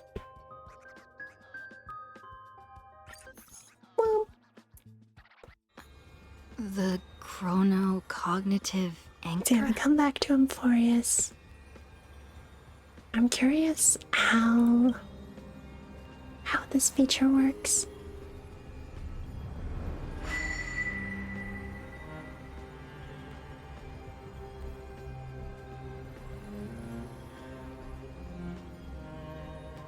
There's so much I wanted to say for our reunion. Yet now that you're back, there's only one thing to say. Welcome back, friend. It's been such a long, long time. Yeah, so we're met with You must be really confused right now, aren't you? So much has happened in Amphoreus while you were gone.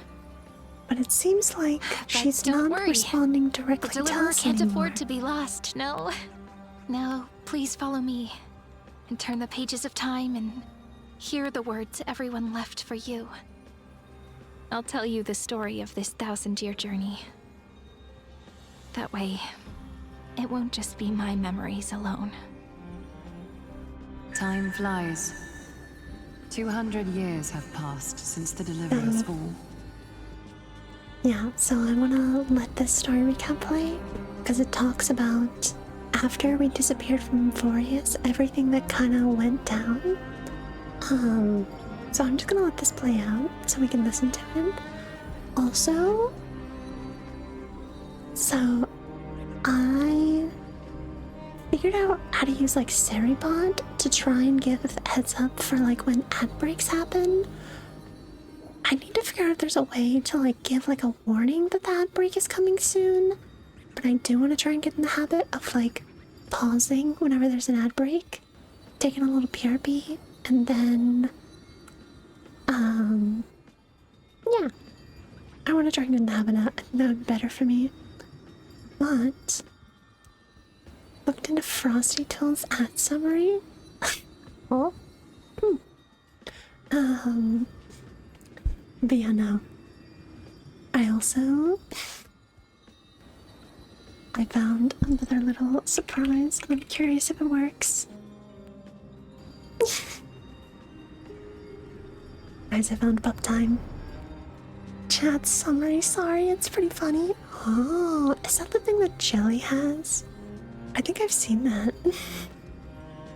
Maybe I'd look into it.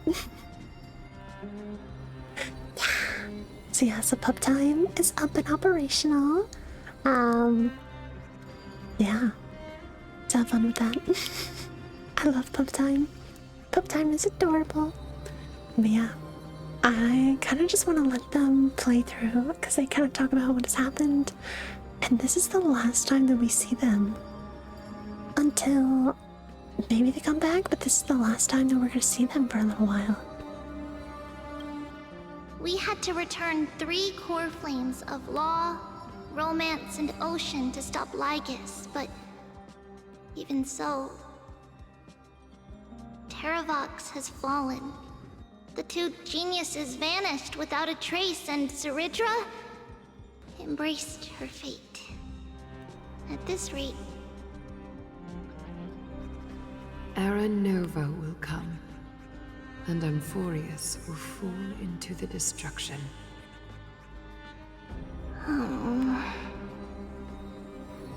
It seems the key to rewriting the end once again lies in the core flame of world-bearing.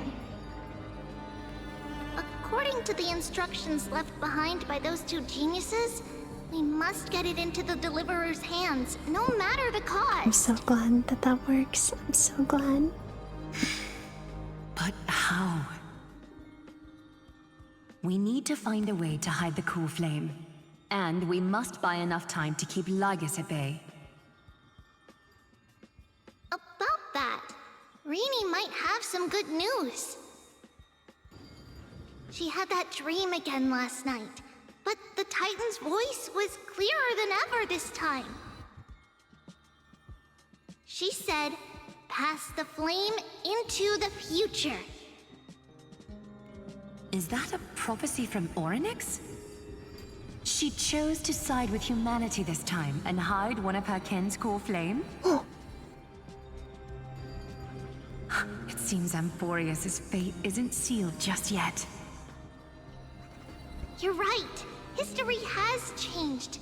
Humans and Titans are both giving their all to keep this world going. Perhaps a relay across the ages is finally about to begin somewhere out there. Unfortunately, life will never go smoothly. Leiden's army is already at our gates, and their commander, that Lycurgus, he's right outside Akama. Light calendar 3960. Ceridra, under the pretense of a campaign against Vagusa, sacrificed 500 Chrysos heirs to complete the trial of law. This tragedy shook everyone in Amphoreus. That same year, Ceridra the Imperator was assassinated, after which Aglaia the Goldweaver took command. Thus began humanity's second flame chase journey, a path hanging by a thread.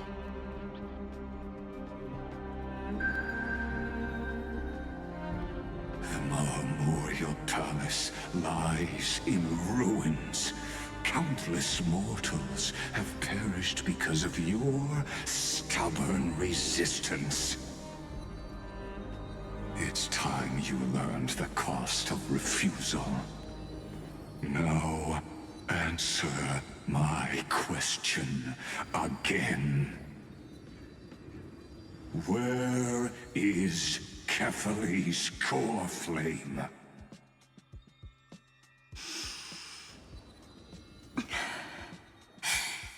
You really think you'll find it by razing the holy city to the ground? From what I see, all you'll get is dust and disappointment. Don't forget, my queen bubble. You can't kill the Chrysos as mentioned in the prophecy because of law. I have never denied that. Which is why I now place my hope in the faithful citizens of Akama. Perhaps they'll give me what I seek in the echo of your screams.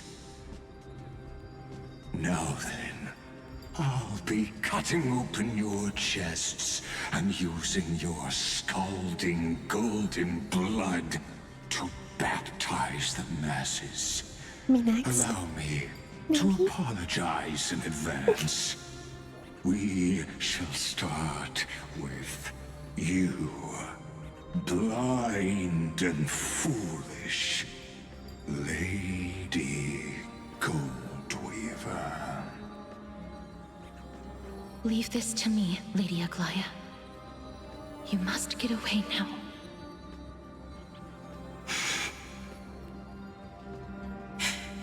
No, Holy Maiden. I'm the one who must stay.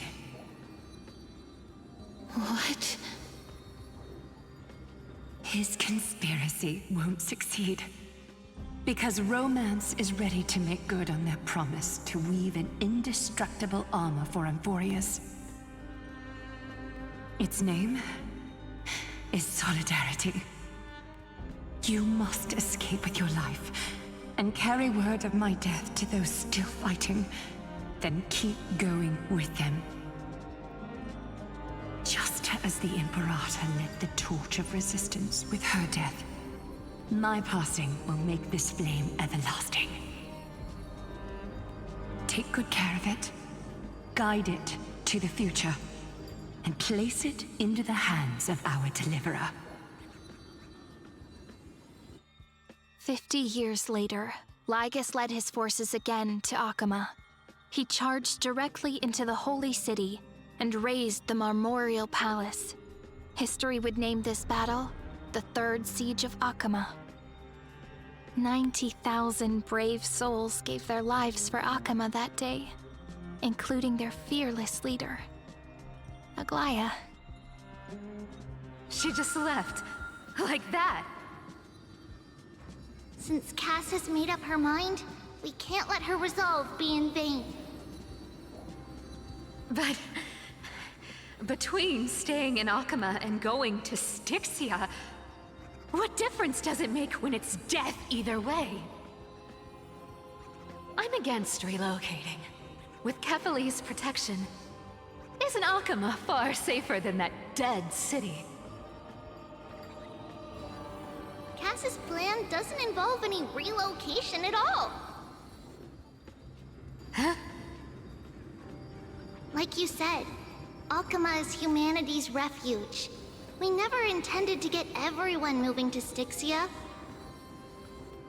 It's just on Cass, Hycealans, and me to prepare the final trump card for the Deliverer. Wait, what kind of trump card needs all three of you demigods to throw yourselves away?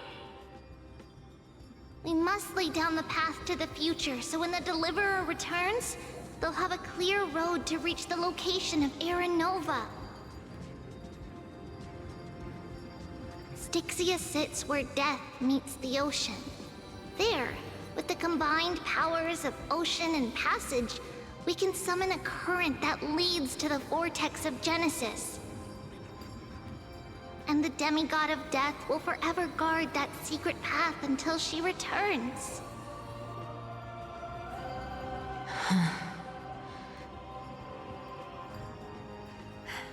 We all know Lygos will set his sights on the vortex of Genesis. That's exactly why we have to do this.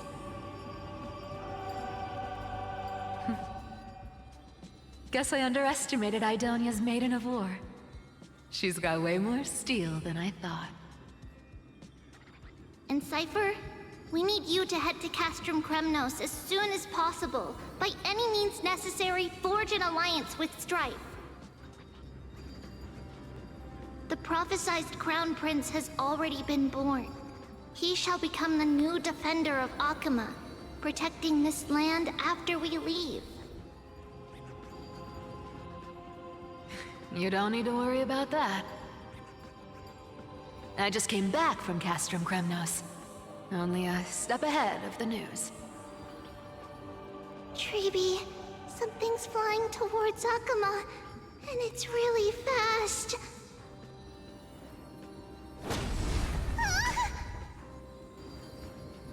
What is it?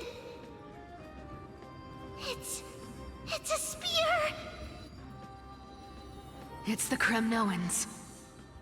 Their king's already here. With the protection of the demigods Trebios and Cyphera, Akama endured wave after wave of warfare, though just barely. Castorus chose Styxia as the last resort, and completed the trial of death, causing the stagnant waters in the River of Souls to recede. Soon after, Trebios departed on a long journey. That same year, the Kremnoan king Euripon, along with his son, Prince Midamos, joined the Alliance to safeguard the Holy City in the Battle of Deliverance. But it's gonna hurt a lot! Pain brings endless torment, but it can never destroy me. I believe that you were thinking the same thing when you stepped through the Gate of Infinity and jumped off that cliff.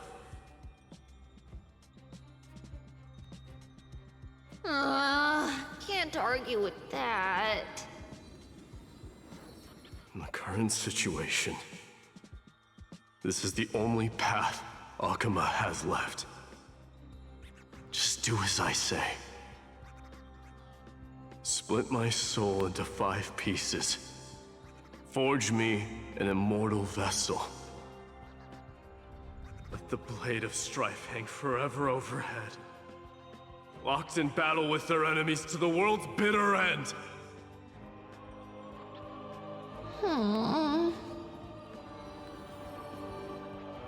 There's no need to be sad, Lady Trebios. Haven't we already taken great strides towards that promise tomorrow? In this life, my people no longer have to drown in false guidance. Kremnos has washed the blood off its fate. Amphoreus no longer needs a god named Strife. So let me shatter the former loss and turn the Lance of Fury back into a weapon that protects the world. Not Grim. We understand. By the way, can you do me another favor? The 7 sages from Grove of Epiphany are already en route. They'll arrive in waves to join the Resistance in a couple of days. Among them is a scholar named Anaxagoras. He has extraordinary insight and fears no sacrifice. This soul-rending ceremony wasn't just my decision. It was his counsel. His wisdom will surely be the backbone of Amphoreus' survival. Watch over him. Carry on this everlasting flame for me. Through Anaxagoras' ritual, the demigod of strife split his soul into 5. Courage, honor, tenacity, sacrifice, and reason, each sealed in blood crystal and cast into battle. the people held a 10-day funeral to mourn their fallen God King. And through his sacrifice, humanity was granted 200 years of peace. Reason and trickery. Never thought we'd be the pair to finish this final setup. Can't catch that Tin Man without your little slides. Besides, this is our last shot. Not the time to be picky, right? Don't oversimplify it. Lycus just found out Akima's been an empty shell for the past 50 years. He's bound to be furious. At this rate, he could have done anything. That's exactly what we want. Rage blinds even the brightest minds. Doesn't matter how much of a genius he is, the principle still holds. Once he storms into the council and confronts me head-on.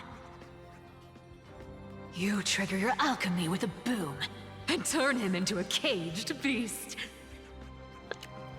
Easier said than done. You still have to pass yourself off as the deliverer without anyone catching on. And you really think a human alchemical array can bind a godlike being? That's just nonsense. Don't make yourself bait. What? Getting cold feet? Or you just don't believe in the almighty worth of the demigod of trickery? Just tell me straight. Can you do it or not?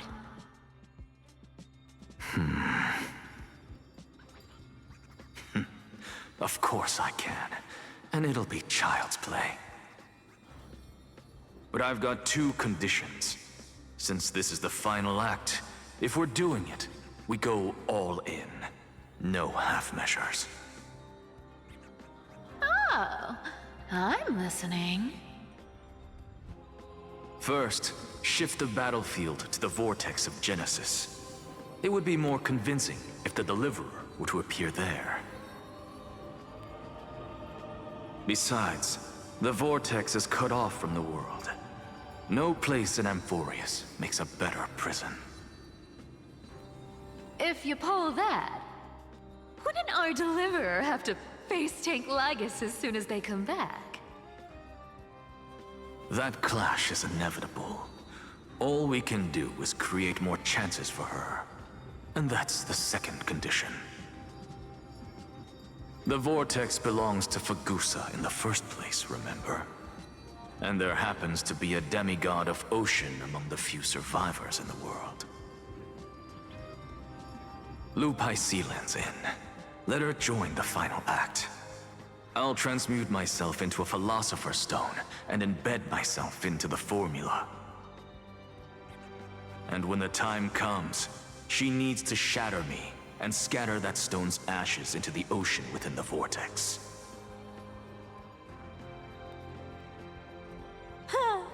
I guess people weren't wrong when they said you're insane, Grove Boy.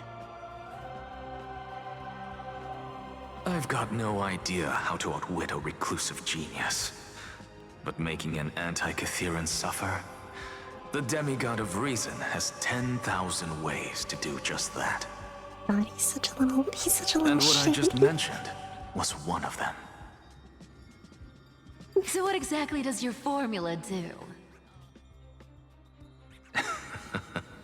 Now that would spoil the climax, wouldn't it? By now, Hyacinth must have completed the Sky People's ritual.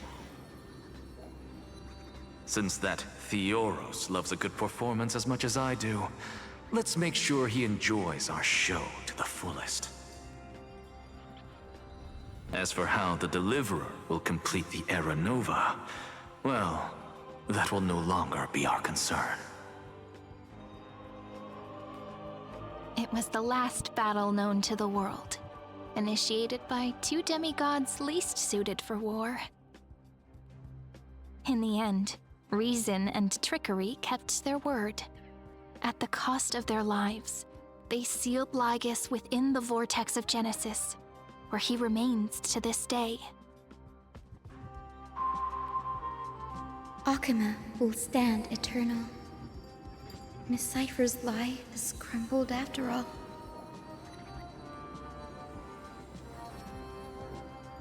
But it's all right, because all of us have fulfilled our purpose by now. When the Deliverer returns, no matter where she is, sky will turn clear, and a rainbow bridge will rise, carrying her to the final battleground. Sairi, this arduous relay is finally nearing its end. Now, I'm passing the final baton of fate to you, okay?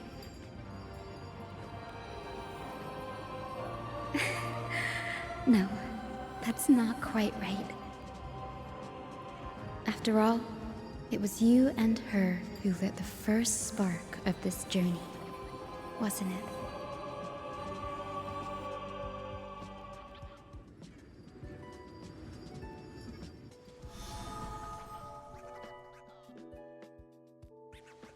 I'll tell you the story of this 1,000-year journey.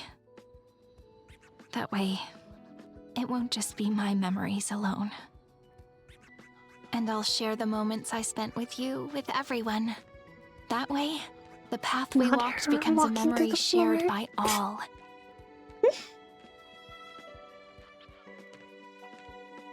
People will know that there's nothing left to chase. Amphoreus has already welcomed the dawn foretold in prophecy. Just like I said, this should be easier than last time, right? Thank you. All sacrificed so much.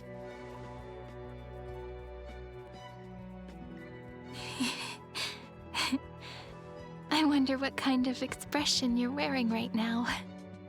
Probably the same as always. Calm, resolute, and brimming with confidence. If I have the chance, I'd love to see it again.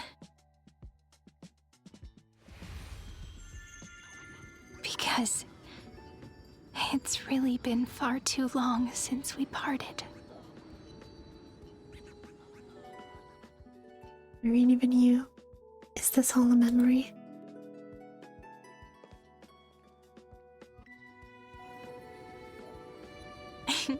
Someone as sharp as you must have realized by now that this isn't reality, but a maze of time. As the last link in the relay, I will return to the Temple of the Three Fates, tell Orynyx all of our stories, and bottle every page we've written into the little flask of memories. And then, may it set sail in peace, drift down the river of time along with the core flame of world-bearing, reach your side, and lead you back to Amphoreus. Just like the first time we met, right? Even though this cycle has no demigod of time, time has always stood on humanity's side. This is the only way to make sure that the Era Nova won't happen before you return.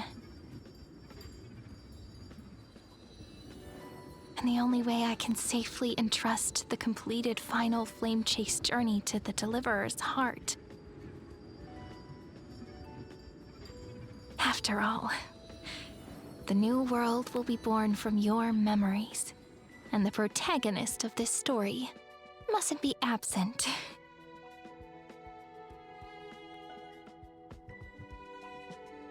Promised, I'm back.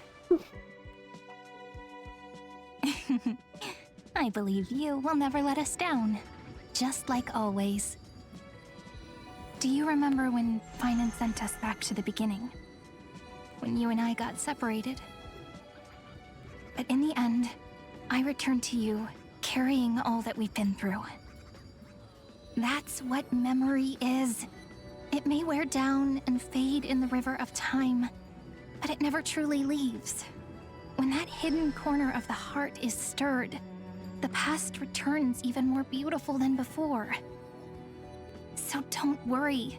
Let the 33,550,337th Flame Chase journey become part of you too. I've gotten a lot better at it with the experience from the last time. Next, you will head to Styxia and find the Vortex's entrance guarded by the demigod of ocean before charging toward the final battlefield.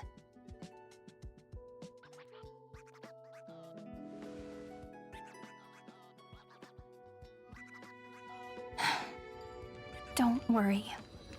I'll be with you. All of us will. Even Finan. We'll stand with the Deliverer.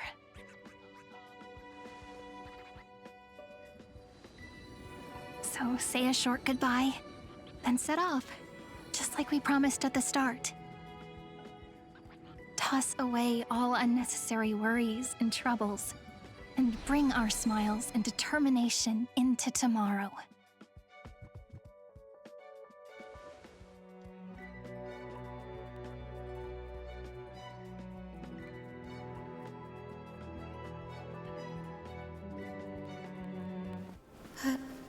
Sorry.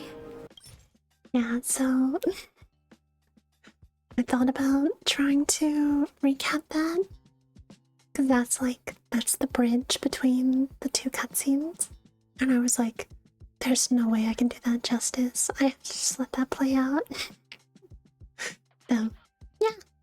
Basically, 1,000 years had passed since we've been gone, and they spent their entire journey just trying to fight off Lygus and give us a fighting chance.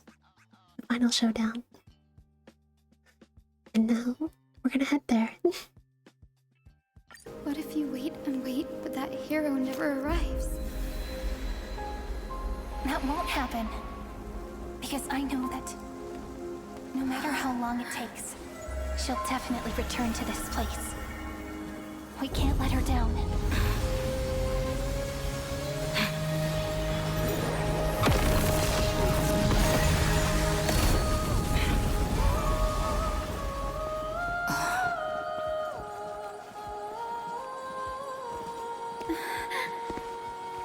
Sky shall rain rays of dawn for you. May romance be with you on your journey. And reason grant you enlightenment.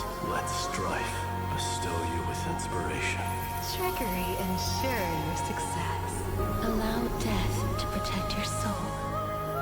And at last, let passage point the way forward. Well, time will remember the Trailblazer's journey.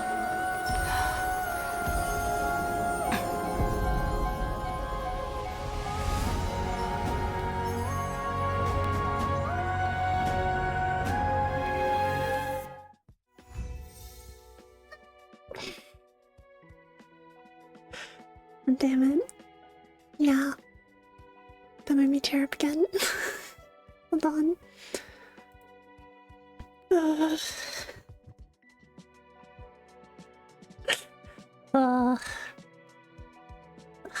I love this game for a reason.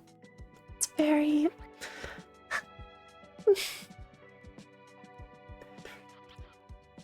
But yeah, so we watched that one. So we travel back to Styxia and we head to the Vortex of Genesis to go meet Hyacinth and confront the trapped Lycus.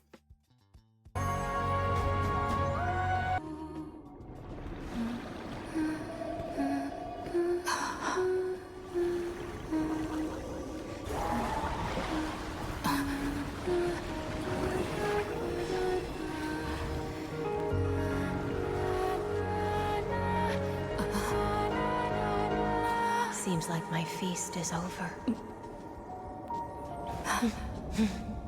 It's now your turn to perform.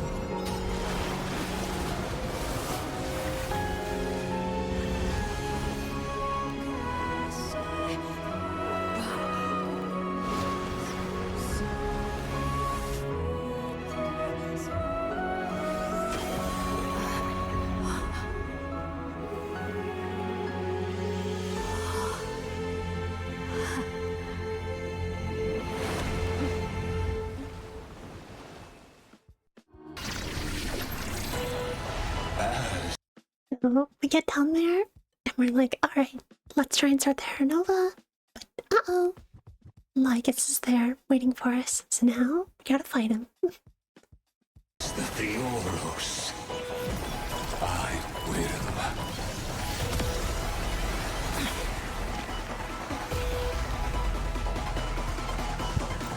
Personally participate in performing this world's end. Have you ever tried the goddamn JoJo looking at? Oh my god. He became a JoJo character. Ah, we're screwed.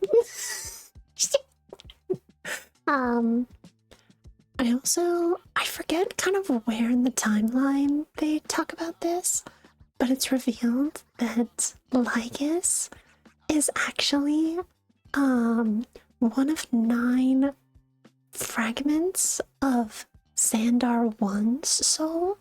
And so the significance of Xandar, so Xandar is the first ever genius in the Genius Society, and he's actually the one who built Noose, the Aeon of Erudition. And so we're like, oh, yeah, he kinda, his whole rationale is something like the world at large is kind of like that one allegory where it's like, oh, people in the cave, they see shadows on the wall and they think the shadows are the real thing, but they're just in a cave. They're just in a cave and they can't go out and experience the real world. And so he thinks that, like, by creating Noose, he effectively made the cave and all things within the universe are just shadows of what they truly are. And Noose restricts us from seeing, like, the whole of reality. So he's like, yeah, fuck my creation. I'm just gonna destroy it. So that's why he's doing what he's doing.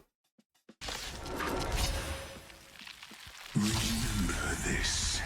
Yeah, Xandar. Lucis Creator, I know more about the death of knowledge than they ever will.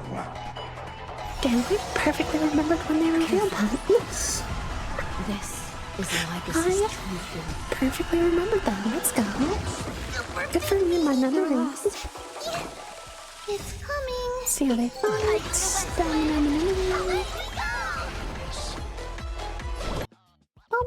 We fight him off.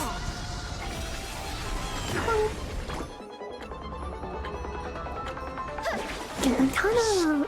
Nah.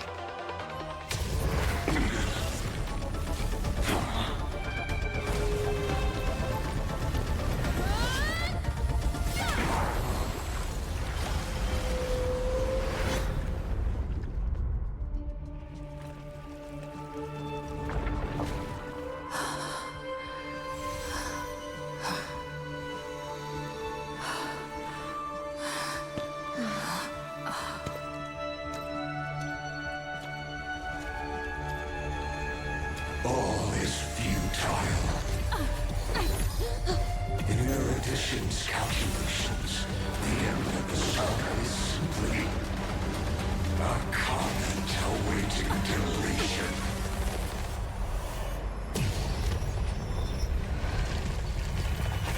I don't like such a cold statement, okay? If numbers can decide the end of a story, then we can surely also pen a new beginning.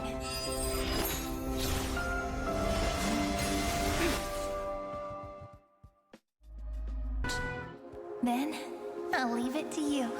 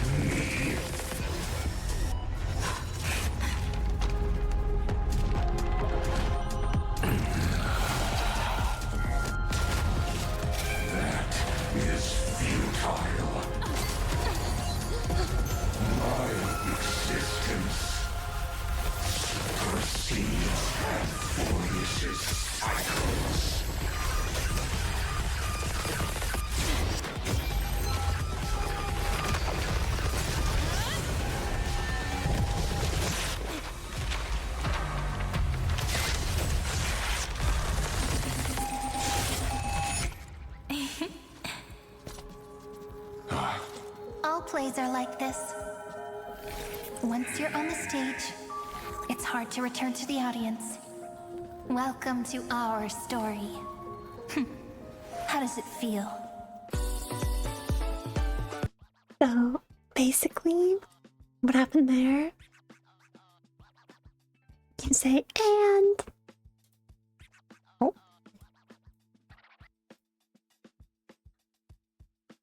Show them really cool, like, drag free. There we go. You say the whole, and she's dead. Oh, it's so much worse than that.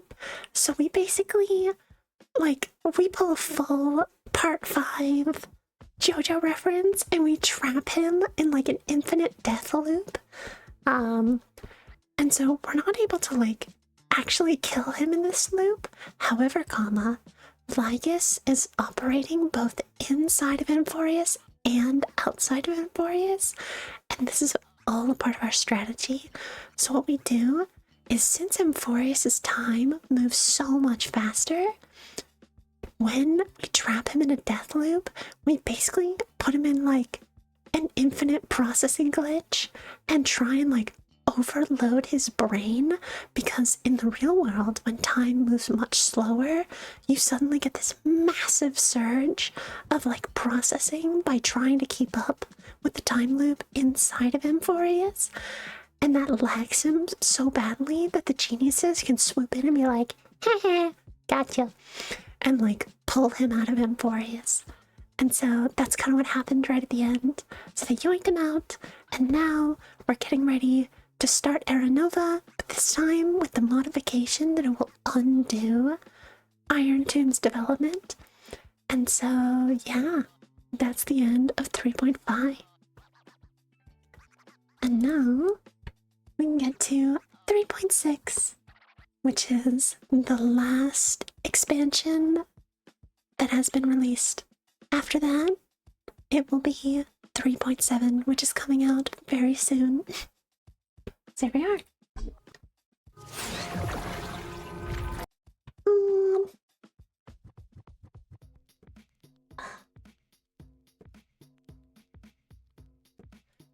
I feel like it kind of skipped a cutscene. So basically, it's revealed that we try and start the Era Nova, and then we're like, wait a minute. But when did we try and grab the core flame of time? I don't remember us actually grabbing that. And it turns out that Evernight has tampered with our memories to make us think that we have the core flame of time, but we don't have it. We don't have the core flame of time, and so we can't start the Era Nova. And we're like, well, shit. And then it starts to cut into backstory of how Evernight came to be. So here we are.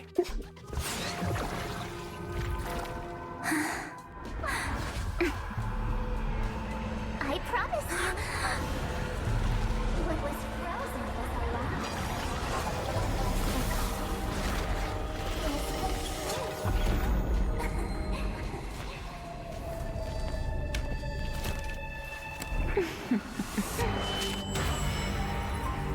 Now, let's bring the true Evernight to this world.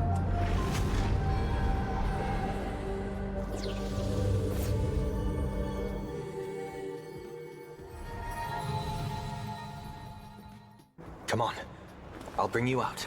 So, it turns out that, like, Evernight seems to be March 7th before she lost her memories, and she seems to be this, like, emanator of Enigmata. Basically, the Aeon that's all about, like, forgetting things and the mystery of the universe. And so she has been kind of tampering with people's memories all this time. And when, up even more, when March 7th, when March 7th came with the Astral Express to Amphoreus, her consciousness just got like sucked into Amphoreus because that's where she's supposed to be. And so, oh, there we are. So yeah, basically, Evernight is like, or March 7th was in Amphoreus, but nobody could really see her. But Lygus knew that there was an intruder, and so he was trying to find March, and kind of as a last-ditch gamble, March 7th was like, alright, Evernight, you can take over. And so after she kind of stops us from starting the Era Nova, she like changes the Amphoreus simulation to like be some like weird pseudo paradise for us, like simulation paradise. And we're like, something is wrong and we need to try and escape from this. And so Sunday and the geniuses come up with a plan to like pull us out from Evernight's clutches. And this is how this works.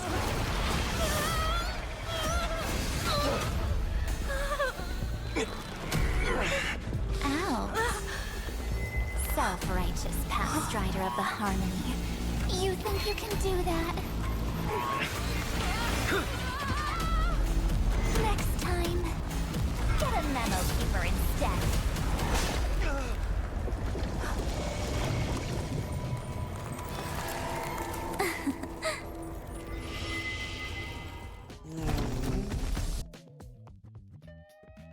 She literally just said, Mal, Sunday?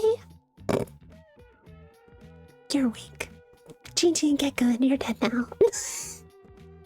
And luckily, the geniuses managed to pull Sunday out before he gets finally eviscerated and erased. So he's fine. But they don't manage to extract the Trailblazer. So we're like, well, shit. She is kind of stuck. And so we cut over to Don Hung, who in this new cycle has re-entered Amphoreus to help us try and free ourselves. And he meets up with Finon, or kind of the last remnants of Finon. And remember this. Let us go to the other side of the night.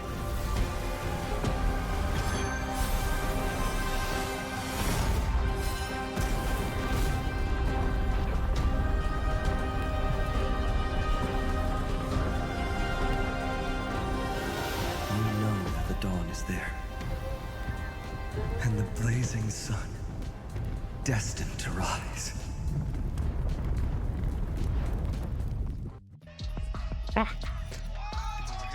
So it's discovered that somewhere in the earth of Amphoreus, the Trailblazer is being hidden. So Don Hung is now going to find the demigod of Earth and try and get him to cooperate so that he can find us. And we're met with Mom and Mom. My final rebellion.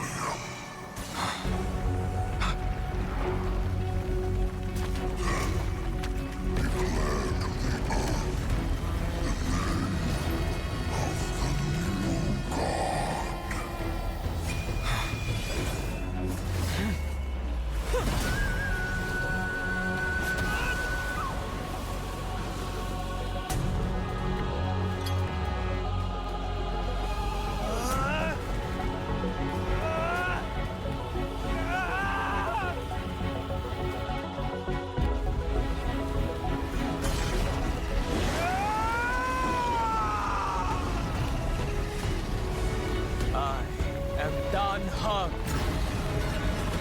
One who guards and trailblazes his way forward.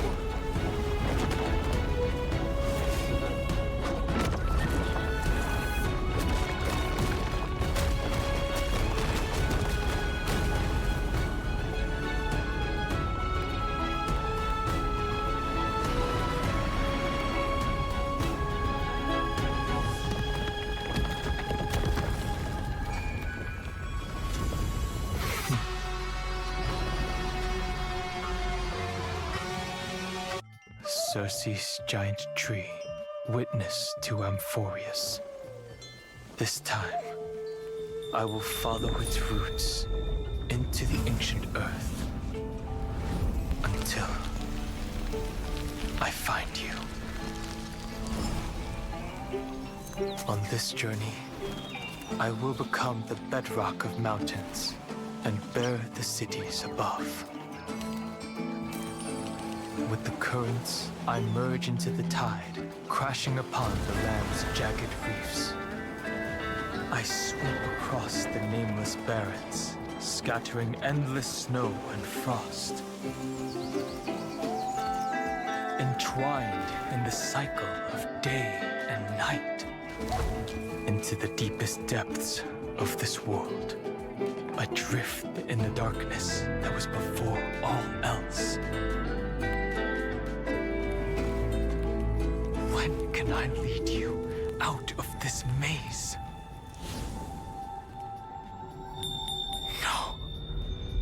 I can't do it with just my eyes alone. Maybe it was never me. Maybe it was always you who could set us free. Long time no see. All right. Let's settle this and keep moving. That's where we will all find our answers. Hey, Donhong, wake up. 3 of a kind. 2 pair. Ace. Go.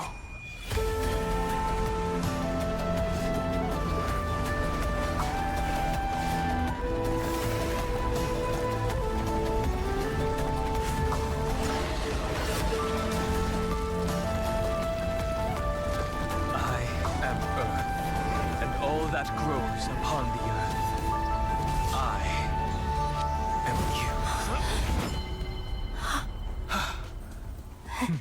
you. What can change a person's...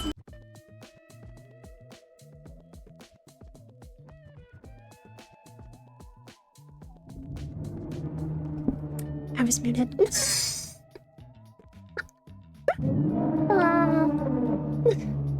Not evil Maxwell. Oni. But, so yeah, so Donhong, first of all, crazy change in the animation style. So gorgeous. So gorgeous. They, Reverse devs do not miss, ever. At least with Star Rail. Yeah, no, so he finds us, and we're like, sick. So now we have to venture into the center of Amphoreus so that we can try and, like, basically properly start the Era Nova and stop Evernight from their evil schemes. I'm trying to... So... The other thing that happens, so we go down there, and we're met with this huge, like, server room, like, planet core sized servers. We are in the very center of the scepter, where all of the protocols and information is held. And we learn that Cyrene has been in this core the whole time. And every single cycle, she has recorded the story of Amphoreus, effectively creating a seed of remembrance. This is basically what has kept Fuli, the god of remembrance. This has kept their gaze on Amphoreus and allowed them to continuously cycle over and over and over again. And so we see Cyrene through the various cycles, going through this journey all alone of recording Amphoreus' history until finally we reach the center of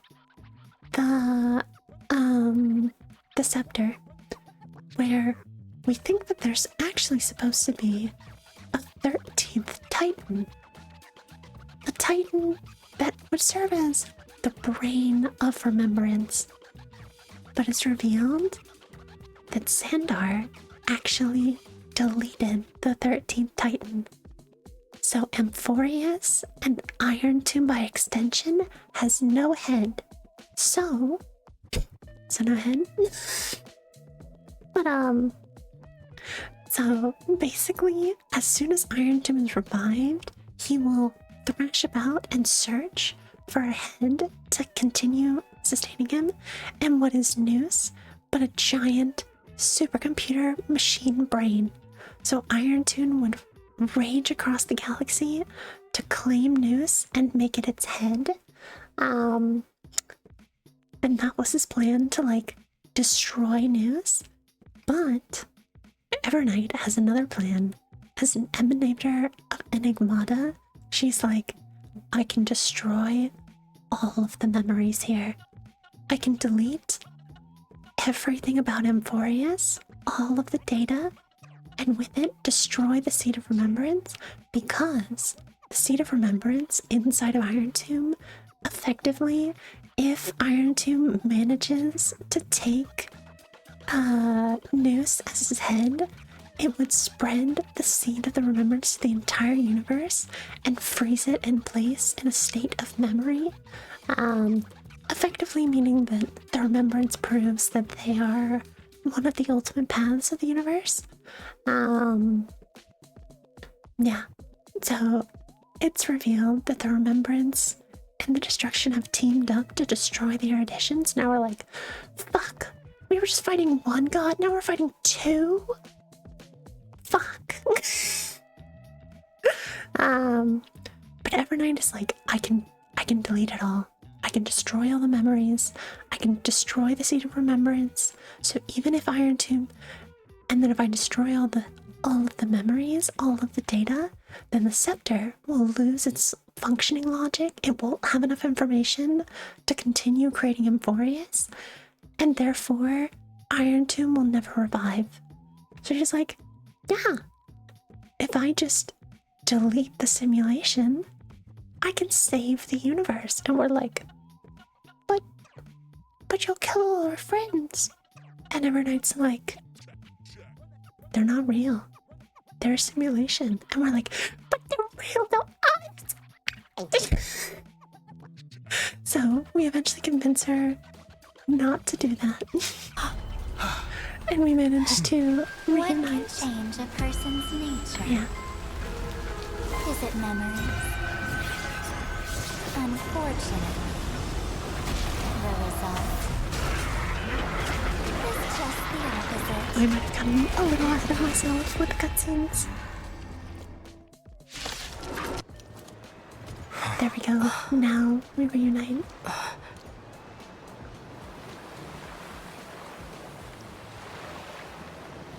March?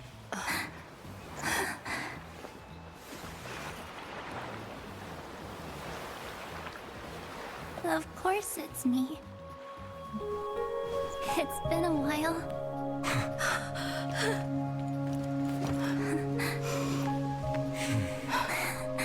Welcome home, March. I'm back. So yeah, so March convinces Evernight that what she's doing is wrong, and we can't do it. We'll find another way. Like, we'll take our gamble on that 1% chance that we can defeat Irontomb. And so she finally agrees and lets March take over once again and rejoins our side. And before we get to this cutscene, we have to go back. We have to go back to the game because there's a little scene like right before that plays, and we have to watch it because we have to. Here we go. Let's go here. Reverie.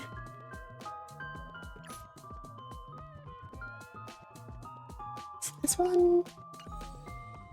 Here we are.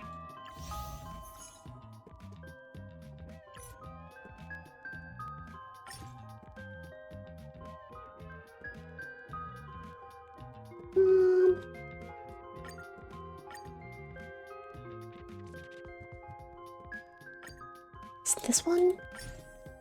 I'm gonna have to re-download this. Hold on. I think my internet is really strong today. Normally when I'm streaming, the download is not very good. We're chilling. Is this one? All shall bid farewell to one, and that Here we person are. alone Yeah, will it is witness this the one. miracle. I think. Such is the will of fate. But this time, it will be the final flame chase journey. The epic with endless cycles is about to end.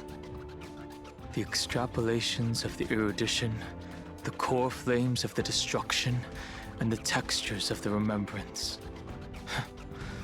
The three paths converge once again at the world's end. And the Trailblaze will write a new beginning for this world. Not only that, we'll also carry the history of all 30 million recurrences into the new world with us. It wouldn't be an exaggeration to call it a miracle. This miracle wasn't created by just one person. Finan would have long been consumed by the core flames if he hadn't chiseled his companion's dying wishes into his soul. And if the hero's resolve to chase the flames had wavered, Cyrene's journey would never have begun. The heroes never yielded and never fell during Amphoreus' 30 million cycles. It was fate that fell instead.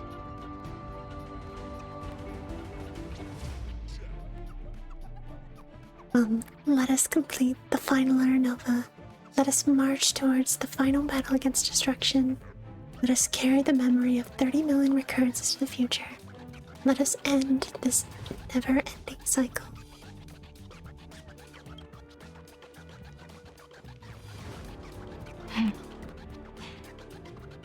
I know you're watching, aren't you? The original Philia.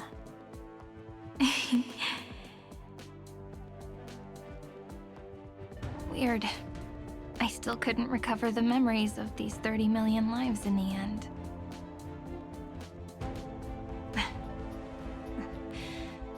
But that doesn't matter anymore, right? I will make the same choice as you, because that's just who I am, and I will always have my charm. Losses are a constant on the flame chase journey, but even if everything fades away with the wind, there's one feeling that will remain.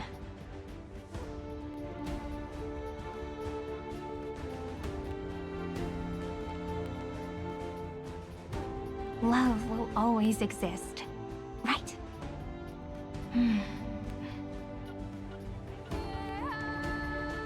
Let's write an ending, unlike any before, for this world we so deeply love.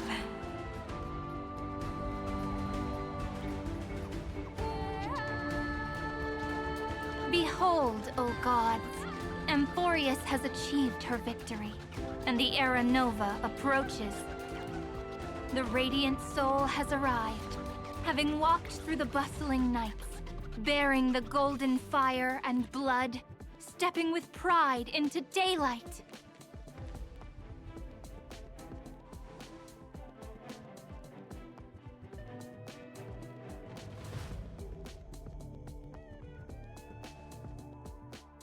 Amphoreus! I do not call your name suddenly, or without cause. I come here to recount history. In this world, they fused burning golden ichor into their bodies. Will destiny remember their names in days to come?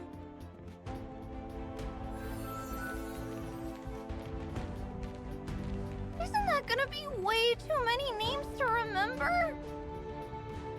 30 million times 1,000? No, wait. Times 1,001. Oh, let's not get hung up on that now. If there are more of us, then there will be more passages in Amphoreus too.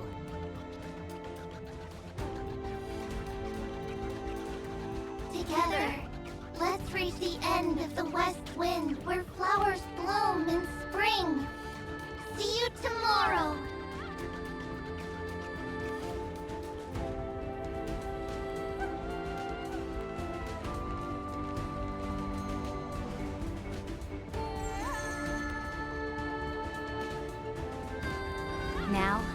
people of this world will no longer be bound by a single rule, but will make their own laws. Though the Imperator's figure may seem rather small against the stars beyond, she will suffice as the cornerstone of the world and become the foundation of the greatest empire. Looks like this will be a feast that never comes to a close.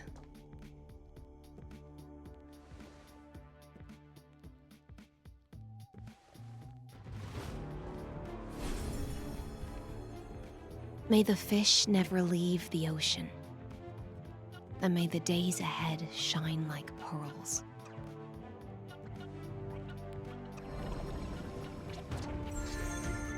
May the gentle sky watch over all beings. There'll be no more distinctions of status or rank. Only you, me, and everyone's shared hopes.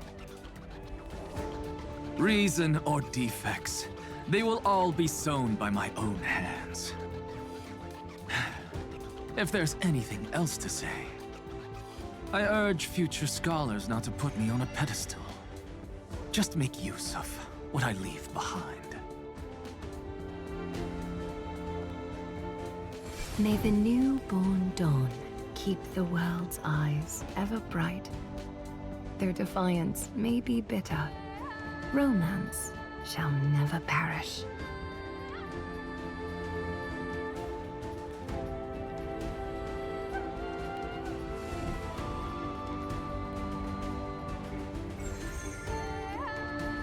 In the name of the son of Gorgo, warriors shall fight for strife, not with glory as their end, but to march forward in its light.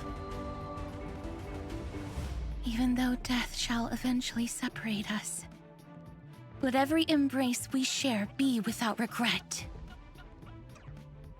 Why are you guys all so serious? Fine.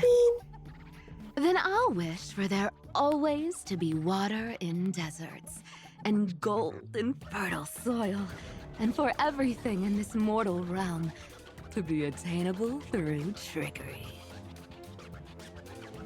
God, I love her.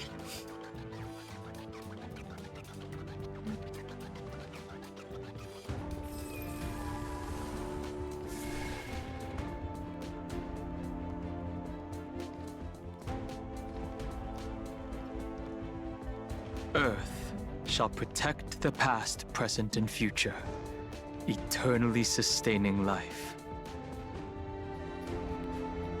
Is it my turn? Then let time watch over the past and guide us to the future.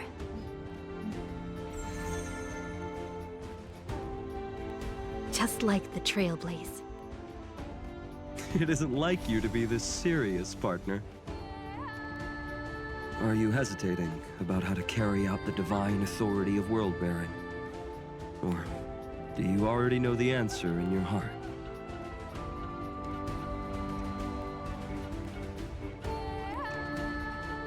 That's right. Just keep moving forward. In your own way. Bring a true dawn to Amphoreus.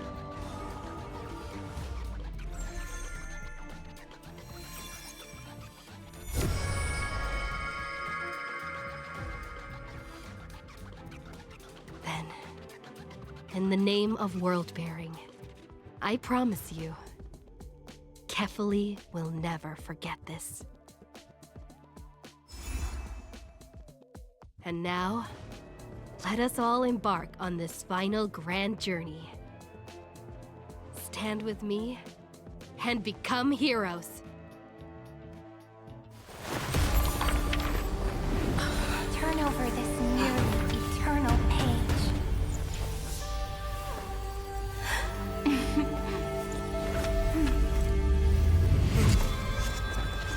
Let the Trailblaze write an ending unlike any that ever was.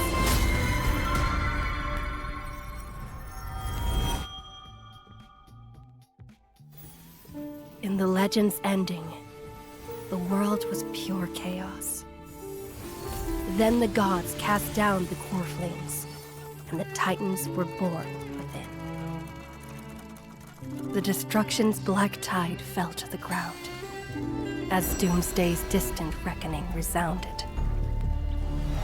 Yet still, there were giants who chased the flames, leading the way in the grand undertaking of Trailblaze. Flow, golden blood, flow. Converge into a boiling river that flows across the divine inscriptions of this world. Aglaia, the chrysalis of gold, you must caress the holy city's web and hearken to the sounds of the stars. There shall be the three-faced goddess traversing through myriad passages, bearing tidings to you from the universe. Anaxagoras of reason has enough knowledge to refute the world and to stir up a torrent capable of enlightening all. Go seek the holy maiden who severs dawn from dusk, and let the sky become the slumbering cot from which she wakes. Make him return. Mightylos, the lance of fury, pierce the enemy's king with Kremnos' heroic souls. Set her at rest, Cipher, the coin of whimsy. Command the frozen fate to once again flow. And that hand of shadow, Castorus, the master of the River of Souls. She has been granted the right to embrace and warm new life. Now blossoms at her fingertips. You will hear the chalice of plenty reverberating through eternity. You will see the veil of Evernight visiting before the break of dawn. Until the journey's end, when all beings reach the end of the earth. And the nameless new king ascends the throne alongside countless heroes to embark on the grand mission of deliverance. I have witnessed the distant past, where the blazing sun once etched the footprints of humanity. The children of humanity, known as the Chrysos heirs, have restored the gods' core flames and once more upheld the world. Losses are a constant on the flame chase journey, among which even life itself holds little value. Therefore, we cast even ourselves into the flame, only to inscribe the opening stroke in the poem of creation.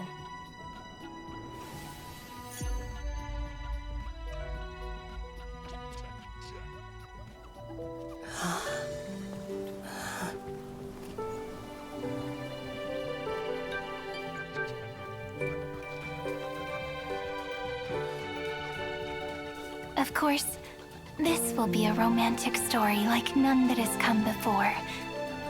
You think so too, right? I love this game. I love it so much. Ugh, it's so good. And so with that, we are all caught up with the story. Until Tuesday, when the next part comes out and we fight Irontomb.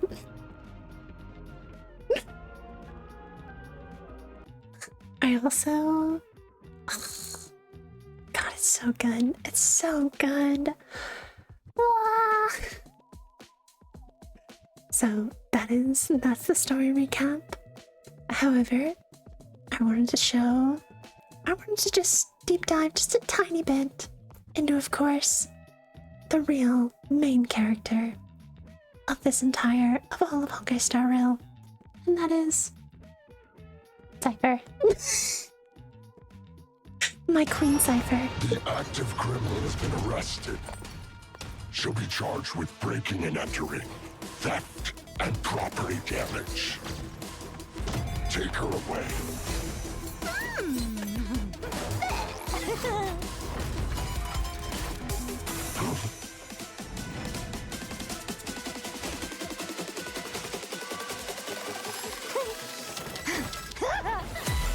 What you looking at? god, she's so hot.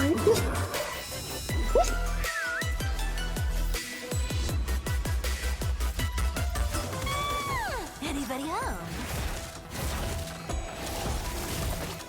Hey! Thank you. Mine are mine!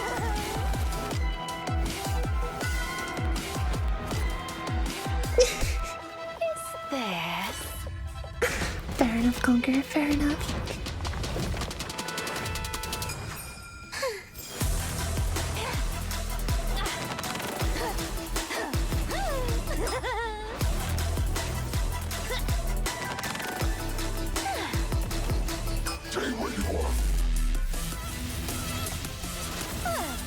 Time to run!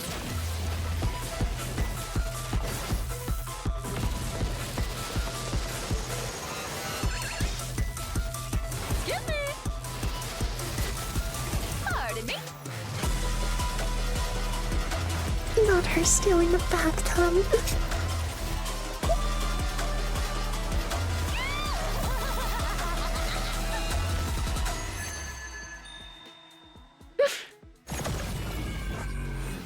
I need a bigger bag next time.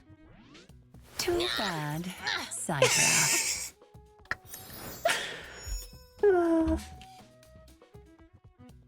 I love her.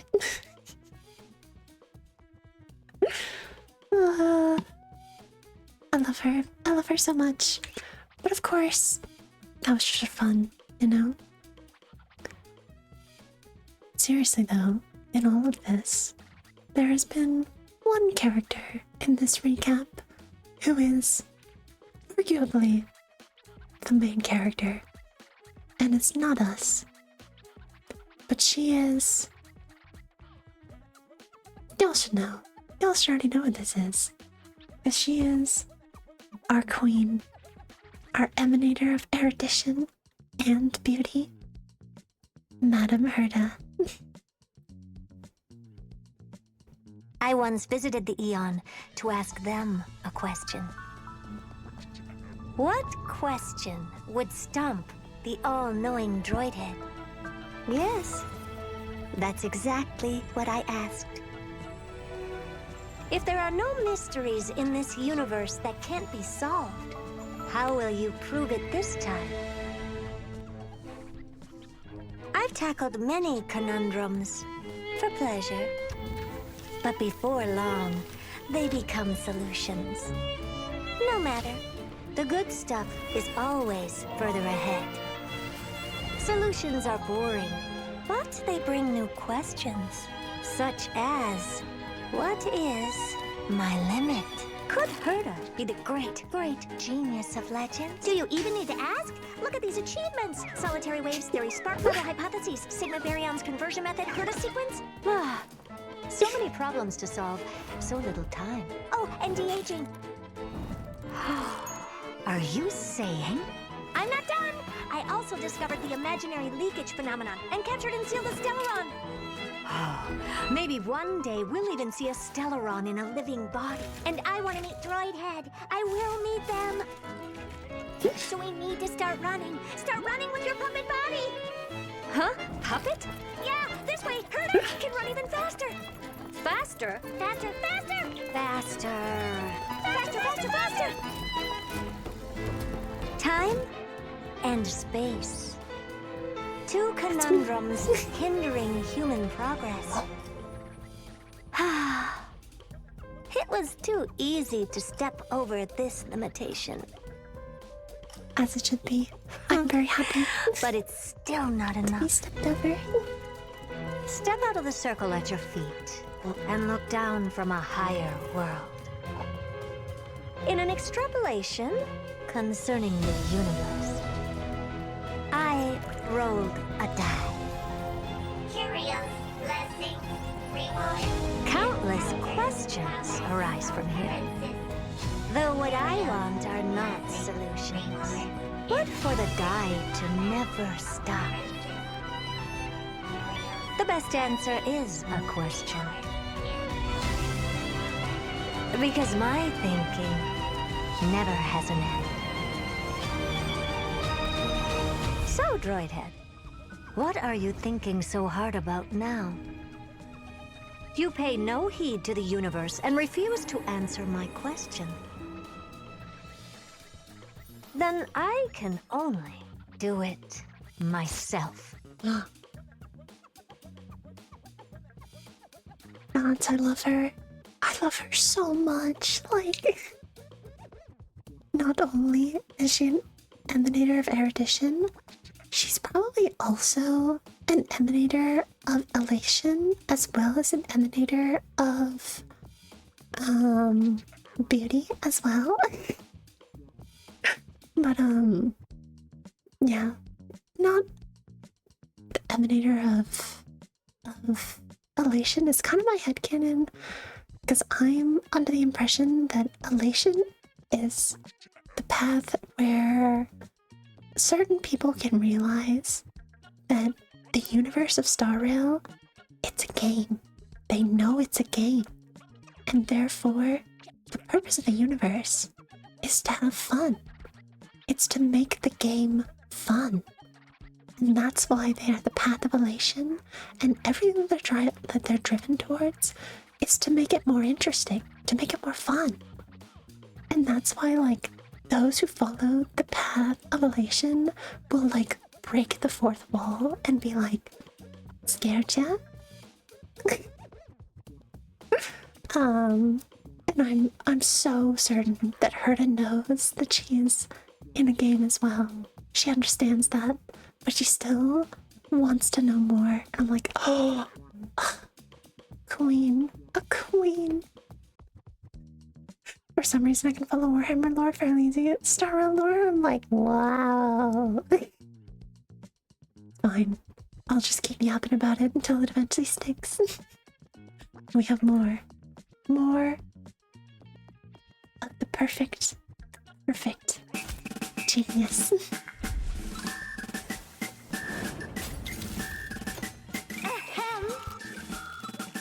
Thank you for making time in your busy schedules to gather here. We have only a single purpose. Ensure Herta City remains free for all eternity. Now, let the noble creator witness your achievement.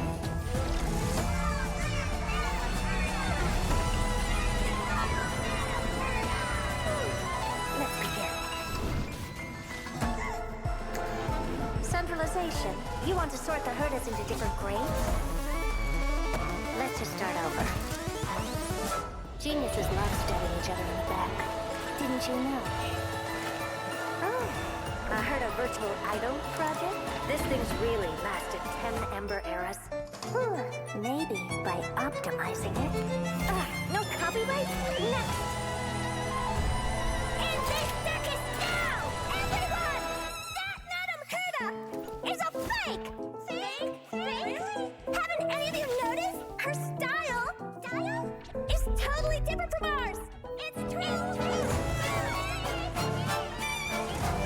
Depose the imposter!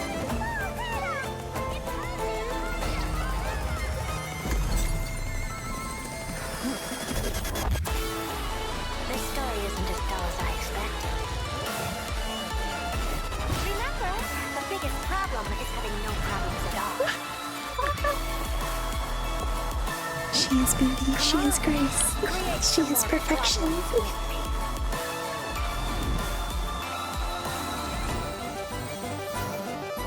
Curiosity is a dangerous thing, you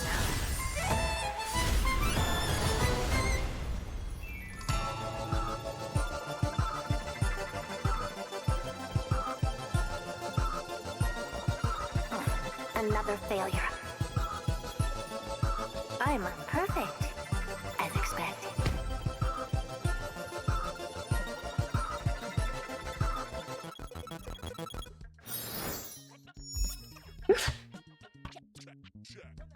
Alright, one more Herta animation.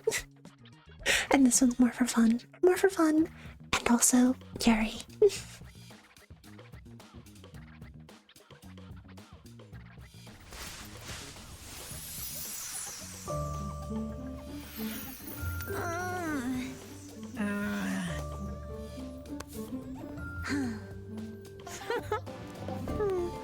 like it's not going well.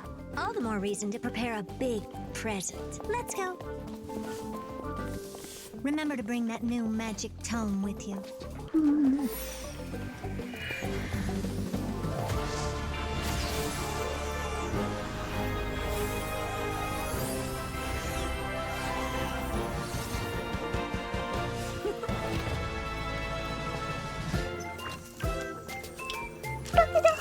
Oh my god, you're so cute. Let me see. This is the magic that makes cakes I want one of delicious. those mini Herta dolls so badly. Easy peasy. They're so cute. All Genius. Right. Over to you. I need a coffee. Cooking is a piece of cake for a genius.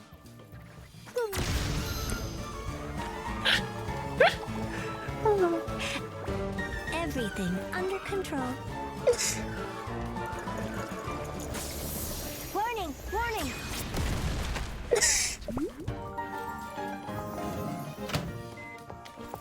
What?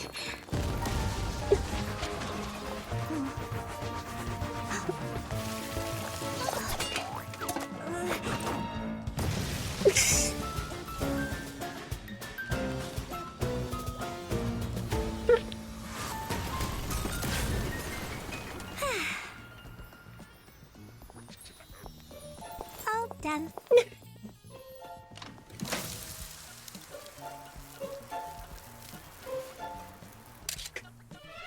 I still remember that line of yours.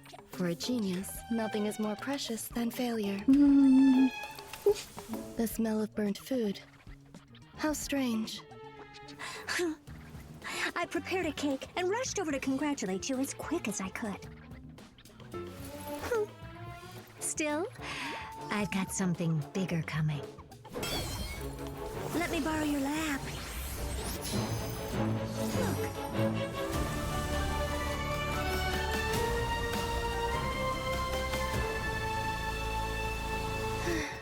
How flamboyant. I prefer the smaller one. That's odd. Since when did you develop good taste? God, I love her.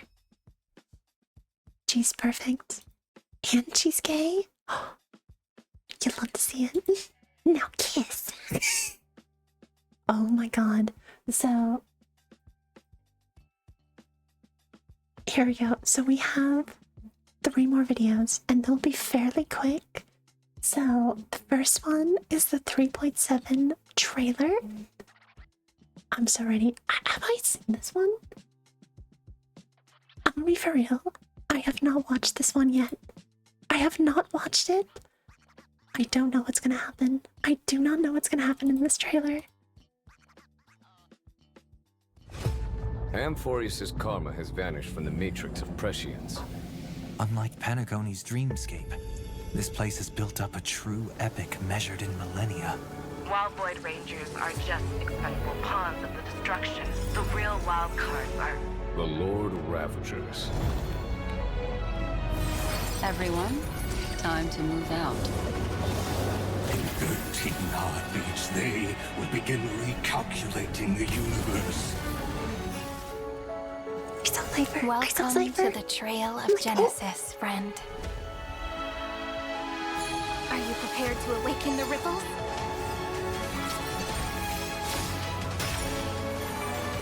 Turn over this eternal page. Countless stars, please shine for the heroes. Remember me with love in that beautiful tomorrow. Finally, the end of this journey. With this fire, I wish you eternal victory.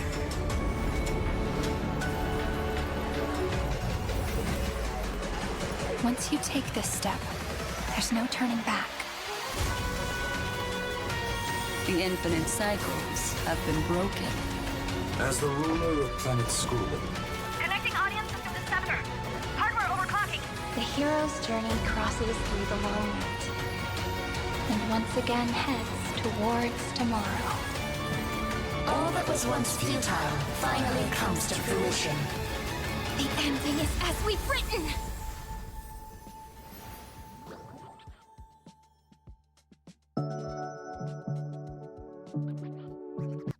And so, this is like talking about the version info.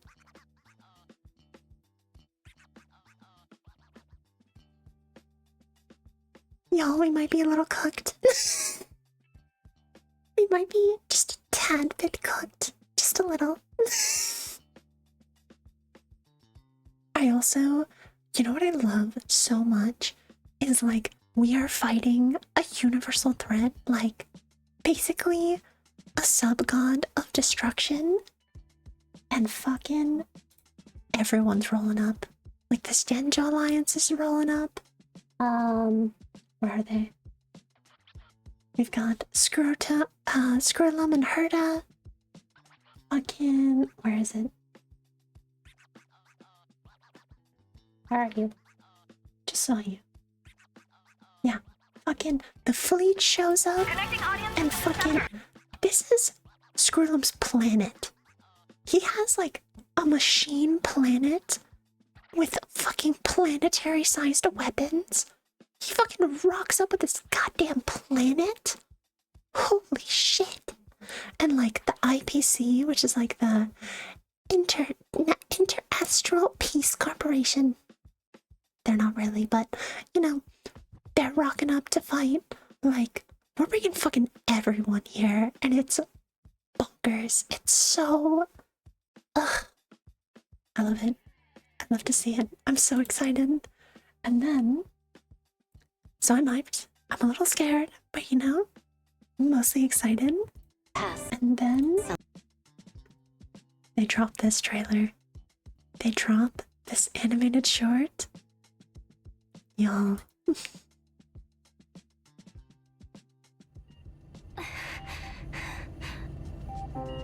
The rest is up to her now. Do I need to lend a hand with Amphoreus? No need. We're just the audience for this act. The Astral Express is headed in the right direction, facing the Lord Ravager Irontomb. That is the safest path among all possibilities. Remember the oceanic planet of Lushaka? The script says that the Nameless will experience a peaceful trip there. But many years later, the Garden will break the confines of Amphoreus, with Herta paying the tragic price. In Destiny's worst outcome, a genius will meet a premature fall and embark on a blood-soaked campaign in the name of the Third Holy Empire. Iron Herta, oh my smash. If they go to the Agate world, the Stellaron Disaster's ground zero, the Express will brush past Selenova. But on the other side of the cosmos, the Stenjo Alliance will stray from the Trailblaze and return to its original end. The 8th Lord Ravager's ascending wings will sound the prelude to divine war. As for the Glass Belt, that stage for the morning actors, the Black Hole and the White Hole will devour each other at the end of that script, rupturing the cosmos. For that road leads to the most ferocious enemy, Zephyro. That's enough. Just thinking about it is scary. There'll be nothing we can do if it really ends that way. So, basically, this portion of it was saying that, like, because we had some options to, like, go to other locations, but Black Swan was like, no, we're gonna go to Amphoreus. And there were so many memes being like, Black Swan, what the fuck? Where did you bring us to? What the fuck? And then they dropped this and everyone's like, so if we didn't go to Amphoreus, we weren't just cooked, we were fucking burnt. We were so burnt, like, it's so over for us. And like, there's now so many memes being like, we owe Black Swan an apology. Everyone fill out their apology forms to Black Swan. Being like, thank you, Black Swan. Thank you so much. Thank you. Holy shit, Black Swan, thank you so much. Fortunately, Destiny is still on the right track. Only 2 possibilities remain. So the chances are 50-50. In possibility A, the remembrance of Amphoreus will still head towards destruction. See you tomorrow, little Gray. Thank you for fulfilling my wish. Stand with me and become heroes! We will definitely write an ending like none that has come before. Farewells are unavoidable for the Trailblaze. On the road to defy the destruction, we must become used to loss in order to continue onward.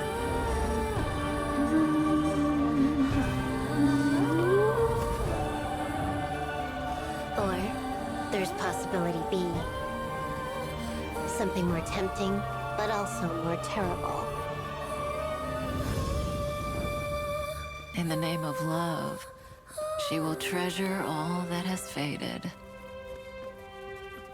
Till the end of time, when the remembrance becomes the 4th kind of finality. Well, at least that ending will be gentle enough. Oh, come on.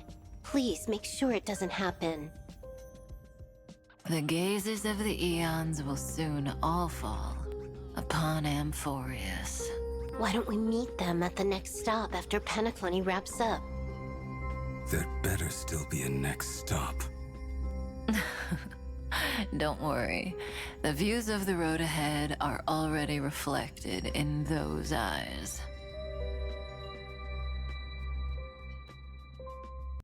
So, even though if we didn't go to Amphoreus, we'd be fucking cooked as hell, we're still cooked. We're still so cooked. Because basically, they're saying that, like, the only 2 paths forward are either we lose and the remembrance freezes the universe till the end of time, or we win, but everyone dies along the way. And we're like, ow! Guys, we might not be getting a happy ending. It might not be happening this time. We might be cooked. But we'll have to see. We'll have to see on Tuesday. They released one more trailer, and I have not watched it. I have not watched this one either. I specifically was like, oh, save it. Save it.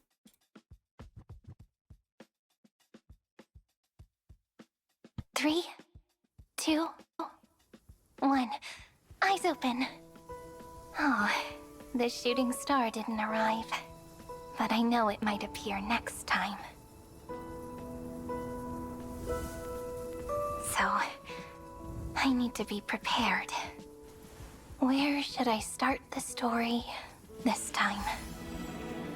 Do you like this one? Romance and reason? Working together as an unstoppable force?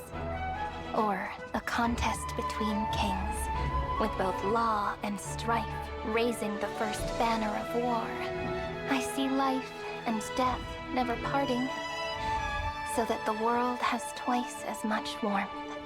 I also see the Holy Maiden of Twilight, returning upon a rainbow in triumph and again.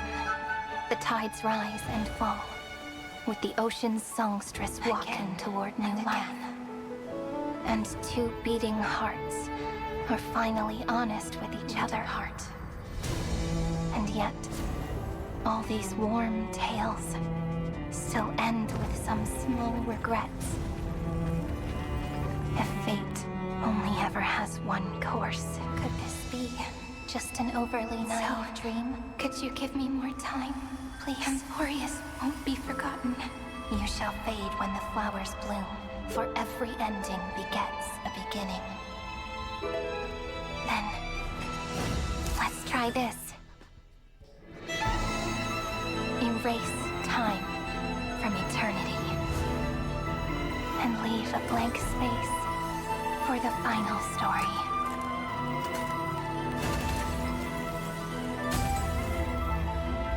Hi, long time no see. Where should I start this time? Let me share a creative tip with you. Goodbye means hello.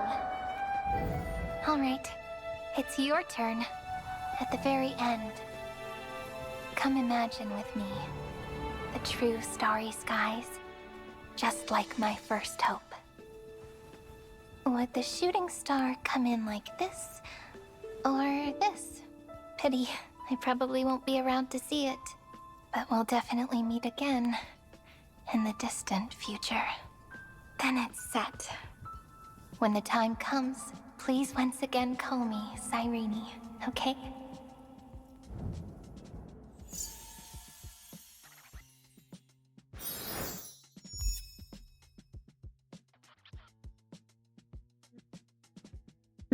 That's the future that we're trying to fight for. And we'll see how it goes down. But yeah, that is everything. If you conquer, you especially, but anyone else who has watched all of this, you are now prepared for version 3.7. Yeah. I hope you all enjoyed my little lore dive.